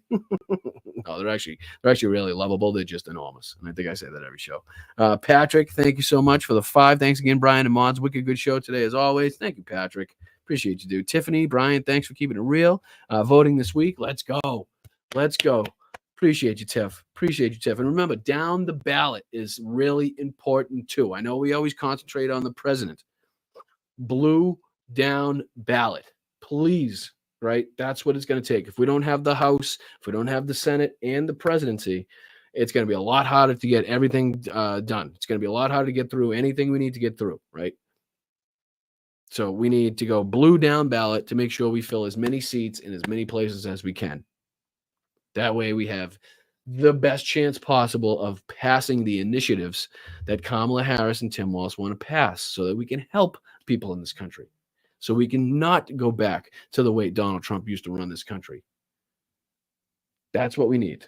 November 5th, people. November 5th or any time earlier as if you can. Please. Benny Loco. Benny Loco. Benny Loco. What's up, kiddo? How are you? Let's see here. See y'all at 21st Century Suffragettes. Yes, let's go. Make sure you're checking out Benny Loco and Diane. 5 eggs probably on the ones and twos in the background. Make sure you're checking out their show because it's very important to hear the female side of what's going on. The female, what women think of their rights being stripped away from them, right? Or where we think this is going. Because if you think that's all the rights that women are going to be stripped of, you're fucking out of your mind. This doesn't end with there. You'll be damn lucky to see if women can vote if Republicans have their fucking way, right? They'll lock your ass in the kitchen. You ain't going to no voting booth. You can go to the oven, the fridge, the fucking dining room table, and that's it. Other than that, your chain ain't any longer. That's what they want. So make sure you hear the woman side of it. It's very, very important. I could talk all day about how women feel, but until you hear it straight from their mouth, I can be an ally. You want to hear it from their mouth. That's what you want to do. Thank you, Benny Loco. Appreciate you so much. Moms Russo, let's go. Moms, appreciate you, dear. Love to you and Mel. No, right back at you. Can't wait to see you in the Zoom. Hope everything's going well with the, with the camper, which is just a beautiful piece of kit. But yeah, I can't wait to see your beautiful face and hear what you think about what's going on in our next Zoom. Pam, thank you so much. Thank you for streaming on Facebook. We had a great time. Oh, see, I can't tell when people are watching on Facebook. Let's see here. It doesn't really tell me. Let's see here. I don't think too many people watch on. Oh, 7. All right. We got 7 people on Facebook. It's a start. It's the first day, dude. It's the first day. I haven't even dropped the hammer. Right now, my pants are still on. So obviously, we're not going to have that many people. But yeah, thank you so much. Seems like with Twitter, oh no, Facebook is the most, then Twitter, then Instagram, then Twitch, and then Facebook. But whatever, doesn't matter. I'm not a numbers guy anyway. I just like to see it grow. That's all. I just want to see it grow. Jess is back again. Single mom here. You know me, and you're amazing. No, you're amazing. Don't fucking tell me I'm amazing. I'm just yapping in front of a camera. You're the single mom, right? With all the responsibilities of both parents, taking care of not only the school, the food, the extracurricular activities, but then you got to take care of your life on top of that. Oh, I can't even fucking imagine. I really can't. And the stress that you guys must go under, the pressure that you feel, the lack of self-care is really frustrating to me. And I would just love to see you get the time that you deserve to relax and, I don't know, maybe get a mani-pedi or get your hair done or whatever the fuck it may be. But you guys deserve every bit of free time and every bit of relaxation that unfortunately you just don't get, which is sad. I'm sorry. It really is. But again, single moms, we got merch for you, right? Stand loud and proud. You'll see other people out there wearing the shirt or something like that. No, hey, she's going through the same thing that I'm going through. She knows exactly what's going on. She knows exactly what's up. So I think that's the idea behind it. Stolen Flower Dragon, let's go. Gifting 5 memberships. Colleen McGill became a YouTube. Thank you, Colleen. Appreciate you. It's very nice of you. Let's see here. Mr. Spock, let's go. Watch Benny Loco and Diane, or it's the Vulcan Pinch. Let's go. Appreciate you, Spock. Patrick back again. Long live Bryantology. Yes. Let's go. Appreciate you guys. I'm very happy that Chewy is so generous. Thank you. Yes, right. Chewy gifting 20 memberships. I'm assuming Stephanie B got, oh no, she's been a membership for 3 months. So she's just really nice and thanking Chewy for being nice as well. So thank you, Steph. Appreciate you. Hope you have a wonderful day. Ichabod. Let's go. Donkey. Fuck Donald Trump. 6T. Donkey. Are those emojis that I'm just not seeing maybe? Because I think that happens sometimes. But it just says donkey. FDJ6T. Donkey. All right. And to wrap it up, Candy Anderson with the $10 super gift. Gifting super Candy gifting $10. It's been a schlong show. You know what I mean? Give me a break. I've been on here too schlong. I've gone over. The hammer dropped a long time ago. My stick is already flaccid. So I'm going to let you guys go. I hope you have a wonderful. Let me go back to the chat just so I can see you beautiful people. Let's see here. Hide comment. And then I need to go to the bottom to see the rest. Oh, Regina, let's see here. Married 33 years now. I think he loves me today. Well, Regina, congratulations for your 33 years. That is absolutely beautiful to hear. Here's to another 33. Okay. Hope you guys get a chance to. And I don't know if it's your anniversary today. I think you're just saying you've been married for 33 years, but it's fantastic. It's not easy to do today, so it's a great accomplishment. So congratulations to you, Regina. I appreciate you being here. I really do.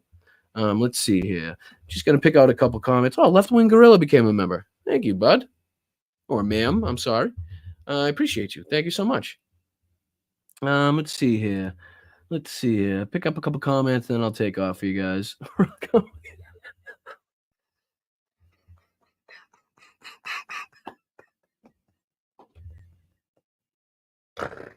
Oh my God. Oh, Benny. Killing me. Time for a green break. Here we go, Jerry. Smoke it if you got it. Jen says, thanks for the show. Appreciate you. Right back at you. Fixing a divot. Does anybody know what that's from? Oh my God. I will love anybody that knows what that's from. Human F being. Just make a divot. But it reminds me of just fixing a divot. Oh my God. That's fucking hilarious. If anybody gets it, you get oh, close. Nope, not Happy Gilmore. Not Happy Gilmore. Think older and more cartoony. Think older and more cartoony. I think it's older than that. I think it's older than Happy Gilmore. Pretty sure it is. Nope, not Caddyshack. Think cartoons. Yes, Tiff. Tiff got it. Tim got it. He's digging the whole green up. He's in like a 40-foot hole. And they're like, what are you doing? He's like, fixing a divot. That's great. It cracks me up to this day, dude. It really does. Cracks me up to this day. It's just a banger of a line. Good call. Good call. All right, guys, I'm going to let you go. I love you very much. I really do appreciate you guys. I mean, fucking Bryantologist to the moon. Please subscribe. Let's fucking take this thing off like a rocket ship, right? Way to go. Let's make this thing go off like a rocket ship. All the way to the moon. All the way to the moon. So thank you guys. I appreciate it. Until next time.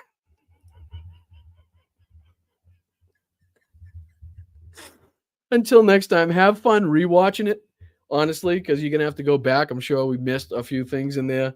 But when you go back and watch this, make sure you share it out to people, clip it. Like I said, if there's any audio or technical engineers or whatever the fuck you want to call it that can clip the Arnold, whatever part is good. I don't know. We got to figure that out. But please. All right. Thank you, guys. I love you. You guys have a wonderful day. Is there anything I missed? Nope. The Zoom, VIP Zoom, the 22nd. Remember that one. And I think that is it. I really do. All right. I'm out. I love you guys. Appreciate it. Peace.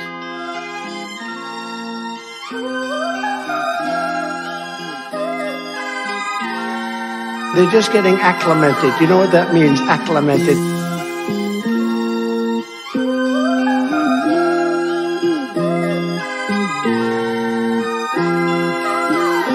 Thank you guys so much. Make sure you hit that like on the way out if you haven't. I'll see you guys next Sunday. I love you. I appreciate you.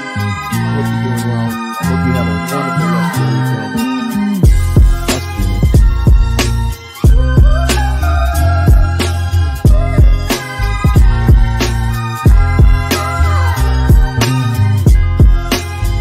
China has total respect for Donald Trump and for Donald Trump's very, very large brain.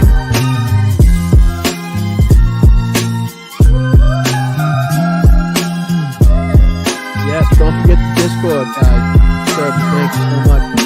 Check out the Discord. We're flowing the fun. It does not stop and showing people. Serbies in there. Making sure everybody's having a wonderful time. Thank you. Great work, man. Discord. Talk Brian out.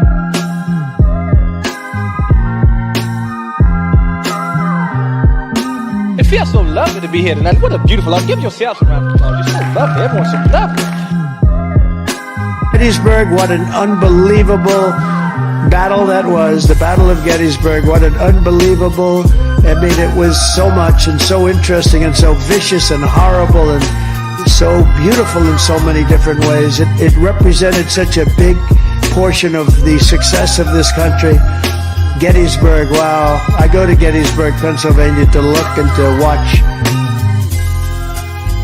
Yes, Ron, let's go. Watch Dennis, everybody. November 6th.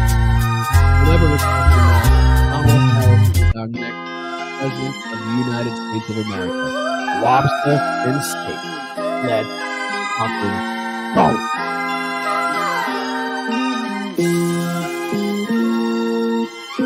Make sure you guys get your asses out to vote. Vote. Vote. Vote.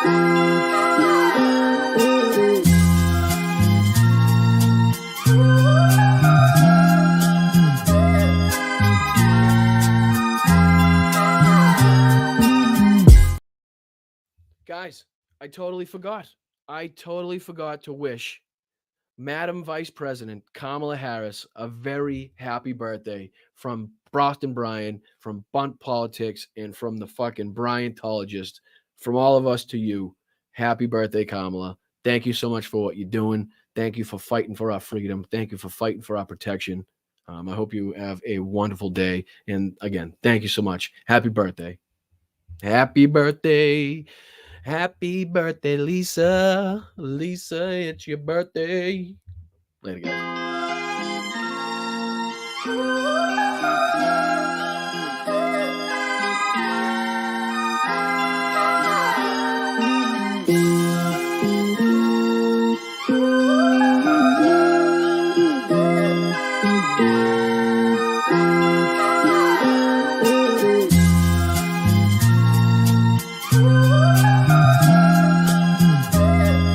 the dogs, the people that came in. They're eating the cats. They're eating the pets of the people that live there. They came in illegally from 168 different countries. Most people don't know there's that many countries. There's more than that in the world. Never fight uphill, me boys. Never fight uphill. They were fighting uphill. He said, wow, that was a big mistake. He lost his great general. And they were fighting. Never fight uphill, me boys. But it was too late.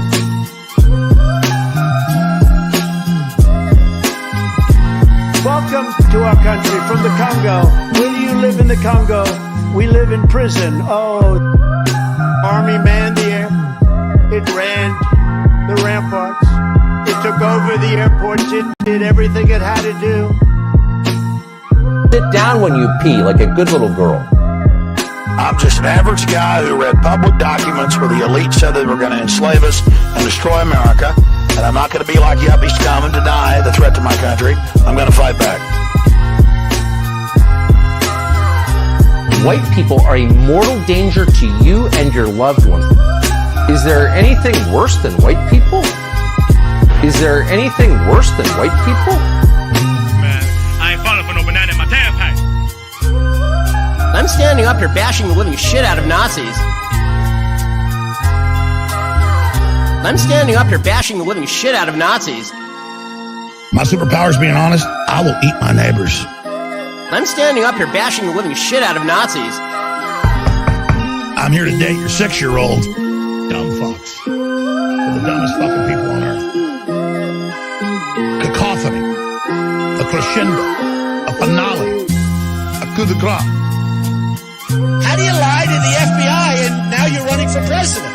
Seriously, how do you lie to the FBI and now you're running for president? I am the chosen one. I'm standing up here bashing the living shit out of Nazis. I'm standing up here bashing the living shit out of Nazis.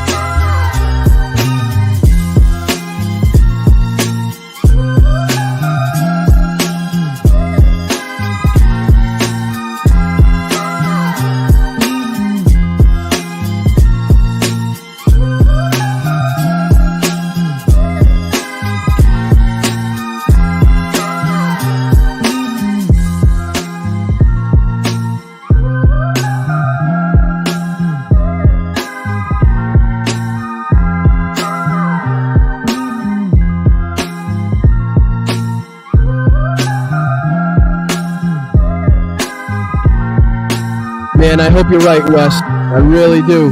I see it being a lot closer, but I will take a blowout any day of the week, twice on fucking Sundays. Thanks, Wes.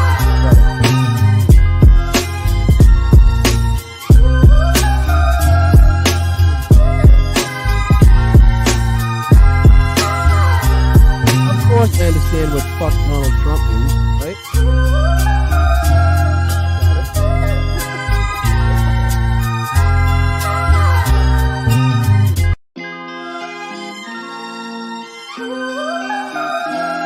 Get those lights off! Off! Turn them off! They're too bright! Turn them off! Obama! Obama! Oh, I'm smelling your bullshit. Vagina. Yesterday's a hard word for me. Venezuela. Did you just see Maduro in Venezuela? It's unbelievable. We are a nation that just recently heard that Saudi Arabia and Russia will repeat your...